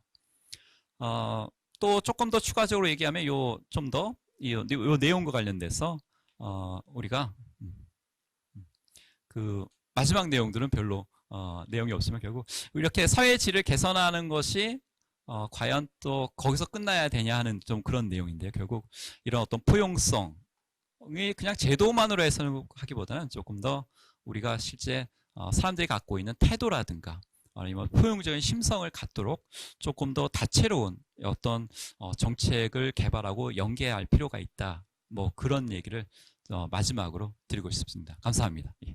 네, 감사합니다. 네, 마지막 발표라서 저는 계속 시계를 들여다보고 있었는데요. 박승민 교수님께 제가 한 7분 정도 드릴 수 있을 것 같습니다. 네, 여러 가지 쟁점이 많지만 압축적으로 토론 부탁드리겠습니다. 네. 네, 토론을 맡은 한밭대학교의 박승민입니다. 최우석 교수님 제가 글을 보면서 조금 원망스러웠습니다. 왜냐하면 이 토론할 내용이 그렇게 많지가 않고 지금 제출하신 글에서 살만 붙여서 바로 투고를 하셔도 될 만큼 이렇게 하셔서 저는 토론을 그래서 좀 이렇게 어떤 제가 읽으면서 좀 생각이 들었던 내용하고 좀 기대되는 점들에 대해서 좀 중심으로 말씀을 드리겠습니다.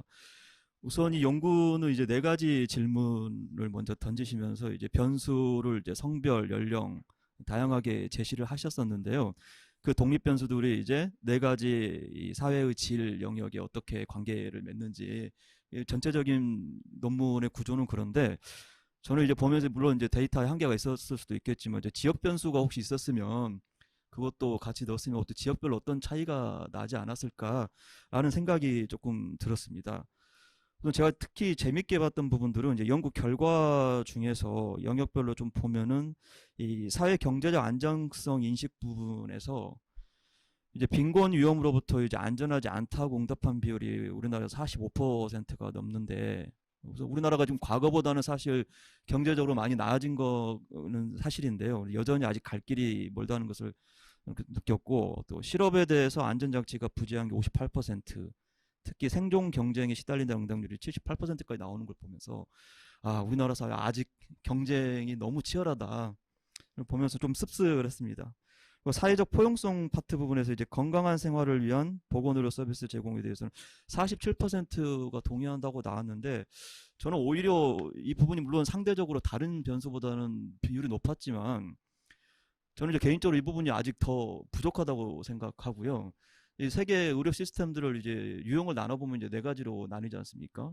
그 중에서 이제 특히 우리나라 같은 경우는 이제 사실 미국이나 NHS 양극단에 놓고 보면은 실질적으로 굉장히 이렇게 현실적인 체제임에도 불구하고 저는 아직 보장률이 더 많이 늘어나야 될 부분으로 가야 된다. 그래서 개인적으로 이 비율이 한 70%까지는 나와야 되지 않을까, 그렇게 좀 생각이 좀 들었고요.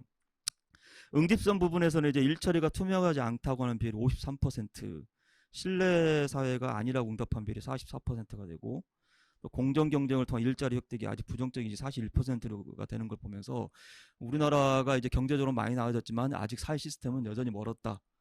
그리고 이제 공정 경쟁에서 일자리 부분 같은 경우는 최근에 또 많이 불거지고 있는 이 비정규직의 이제 정규직 문제 부분과 같이 연결해서 봤을 때 참 아직 갈 길이 많이 멀다는 걸 계속 느끼고 있었습니다. 회계 분석 결과 같은 경우에는 이 부분에서는 저는 개인적으로 제가 이제 사회의 질에 대해서 관심이 많기 때문에 이 본 연구가 이제 가지고 있는 어떤 경험적인 데이터를 주는 부분에 있어서 앞으로 우리 사회의 질에 관련돼 있는 엠피리컬한 연구에서 굉장히 큰 기초 연구 데이터가 될 것 같습니다. 이 부분은 좀 이어서 좀 설명을 좀 드리겠습니다. 이 연구가 제가 가지고 있는 이제 가장 큰 장점이라고 보는 것이 우선은 굉장히 시의적절합니다. 이 인류 역사가 발전하는 거 보면은 이제 물질적 풍요를 이루고 나서는 이제 질적인 부분들을 고민을 하는데요. 우리나라도 많이 이제 그 단계까지 와서 최근에 이제 삶의 질이나 행복 연구들 이런 부분들이 이제 유엔을 중심으로 한 이제 지속 가능한 발전 이런 부분들이 이제 그 궤를 같이 하는 건데, 사실 그 내용과 비슷한 그 궤를 발걸음을 같이 했던 게 유럽에서 이제 소셜 퀄리티에 대한 용어가 나오면서 이 고민됐던 부분들이 사실 유럽을 중심으로 이루어져 왔었거든요. 근데 이 연구가 이제 가지고 있는 가장 큰 단점이라고 하는 것들이 이론적으로도 아직 많이 부족하고, 그 다음에 이 이론을 실제적으로 이제 사례 연구를 했던 부분들이 정말 많이 부족하다는 분들이 비판을 많이 받고 있어요. 이제 그런 부분들을 이 연구가 많이 보완해 주면서 특히 이제 국가 간 비교 연구에서 많이 놓칠 수 있는 부분들, 미시적 차원에서의 그 개인이 느끼는 부분과 이 사회의 질과의 그 괴리 부분에 대해서 이 연구가 초점을 맞추면서 했던 부분들은 굉장히 큰 장점인 것 같고요. 저는 이 연구가 이제 앞으로 지금 연구보다 이 연구에서 이제 제안하고 있는 후속 연구 부분에서도 저도 많이 기대가 되는 부분들인데, 우선은 이제 로직 분석에서 했던 그 하위 계층과 달리 상위 계층에서 유효하게 나오지 않은 부분에 대해서 이제 추가적인 연구가 필요하다고 하셨던 부분에 대해서 앞으로 이제 추가 연구에서 결과가 어떻게 나올지 저도 많이 기대가 되고요. 그 다음에 이제 또 저는 개인적으로 더 많이 이제 관심이 갔던 부분들이 이 한국 사회하고 이 유럽에서의 소셜 퀄리티와의 갖고 있는 그 괴리점들을 말씀을 하시면서 이 발표문 4페이지 보시면 한국 사회 현실을 보다 정확하게 포착할 수 있는 이론적 틀을 구축하고 이러한 이론에 기반을 둔 엄밀한 측정 지표와 척도를 구성하는 작업은 향후 연구 주제로 삼고자 한다. 이 부분 정말 거대 연구 주제입니다. 이 부분을 우리 최유석 교수님께서 어떻게 발전시킬 것인지 정말 기대가 많이 되고요.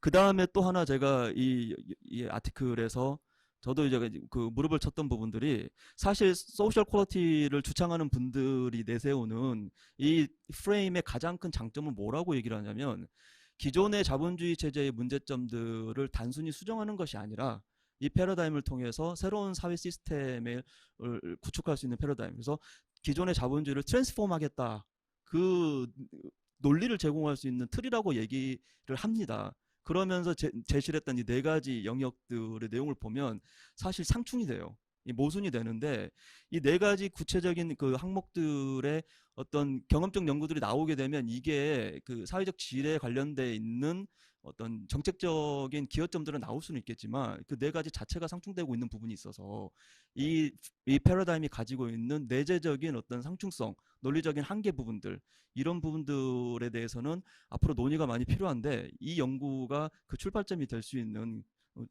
굉장히 좋은 데이터가 될 수 있다라고 생각을 합니다. 네, 이상입니다. 매우 이제 적절한, 저도 궁금했던 부분들을 많이 언급을 해주신 것 같아요. 실제 여기 제가 채팅창에 보니까 죄송합니다만 여기는 아이디가 만두호떡님으로 되셨는데요. 이분도 역시 지역적인 격차 문제, 이런 변수를 넣는 거에 대해서 어떻게 혹시 연구에서 하셨으면 차이가 있었는지 궁금합니다. 이렇게 적어주셨습니다.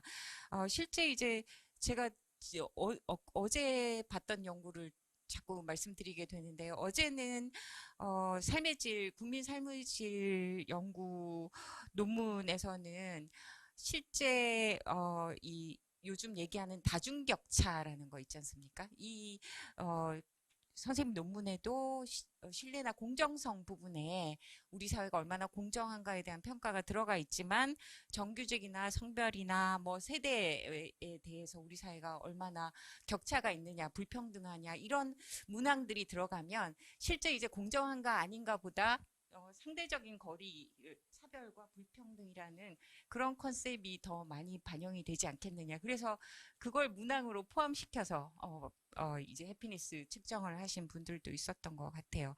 네, 제가 길게 말씀드릴 수는 없을 것 같고, 네, 선생님 3분의 압축적으로 답변을 부탁드리겠습니다. 예, 좋은 토론 감사합니다. 지역조사, 지역 변수는 있습니다. 설문지에 있는데 저는 지역보다는 그냥 계층에만 계속 관심이 있어가지고 아예 그거를 정말 고려를 못했는데 다음 연구에서는 조금 지역별 차이가 있는지도 한번 살펴볼 거고요. 그다음에 이제 우리 건강보험에 대해서 상대적으로 높고 하지만 그 설문 문항 결국은 이게 하나 보통이다라고 응답한 그 항목들이 때문에 어찌 보면 좀 뭐 거기에 대한 평가가 동의하는 비율이 정말 이게 정말 낮은 건지 아닌지 뭐 그런 문제도 조금 있을 것 같으니까, 하지만 그래도 상대적으로 우리 건강보험에 대해서는 조금 상대적으로 높은 신뢰라든가 그런 것들을 좀 갖고 있다라고 생각이 들었고요. 저는 한국 사회에 맞는 어떤 사회질 지표나 그 개념을 개발할 필요성이 있다라고 저는 생각이 들어요. 그래서 일부러 저는 몇 개를 넣었어요. 이렇게 그러니까 정말 실제로는 제가 알고 싶은 질문이었던 거긴 해요. 그렇죠? 하지만 그래도 이게 이런 어떤 유럽에서의 이미 개발된 아주 구체적인 뭐 70 몇 개짜리 어떤 지표를 그냥 우리 적용해서 하기보다는 정말 우리 국민들은 좋은 사회가 어떤 건지에 대해서 어떻게 인식하고 있는지 그런 것에 대한 좀 그 기본적인 정보를 조금 알 필요가 있고요. 그다음에 또 우리 전문가들이라든가 국민이라든가 모두 모여서 정말 좋은 사회의 조건은 무엇일까에 대해서 이제 직접 토론하고 그런 것이 오히려 더 전제가 돼야 된다라고 좀 생각이 들었습니다. 그러니까 좋은 사회로서의 어떤 전제 혹은 우리가 바람직한 사회라고 보는 우리 사회의 어떤 가치나 규범이 뭘까 그런 거에 대한 사실 좀 이론적 논의나 어떤 토론이 사실 먼저 선행이 돼야지 그리고 나서 이제 이런 작업들이 조금 더 계속 이루어지고 측정이 되고 그러면서 좀 더 발전을 하는 거라고 생각이 듭니다. 그 다음에 마지막으로 저는 네 가지 조건 다 좋은 얘기지만 실제로 정말 따져보면은 저희 조금 마지막 분에 있었는데 상충적인 측면들이 상당히 분명히 있어요. 그러니까 뭐 안정성하고 특히 뭐였죠? 이제 포용성 파트는 사실 상충성이 있어서 그런 것도 좀 우리가 좀 더 면밀하게 좀 따져봐야 될 것 같다는 생각이 듭니다. 그래서 이런 사회적 지표는 결국 아직까지 우리가 계속 우리가 개념이라든가 그런 것을 좀 더 면밀하게 검토하고 발전시켜야 할 주제라고 생각이 됩니다. 예, 고맙습니다. 예.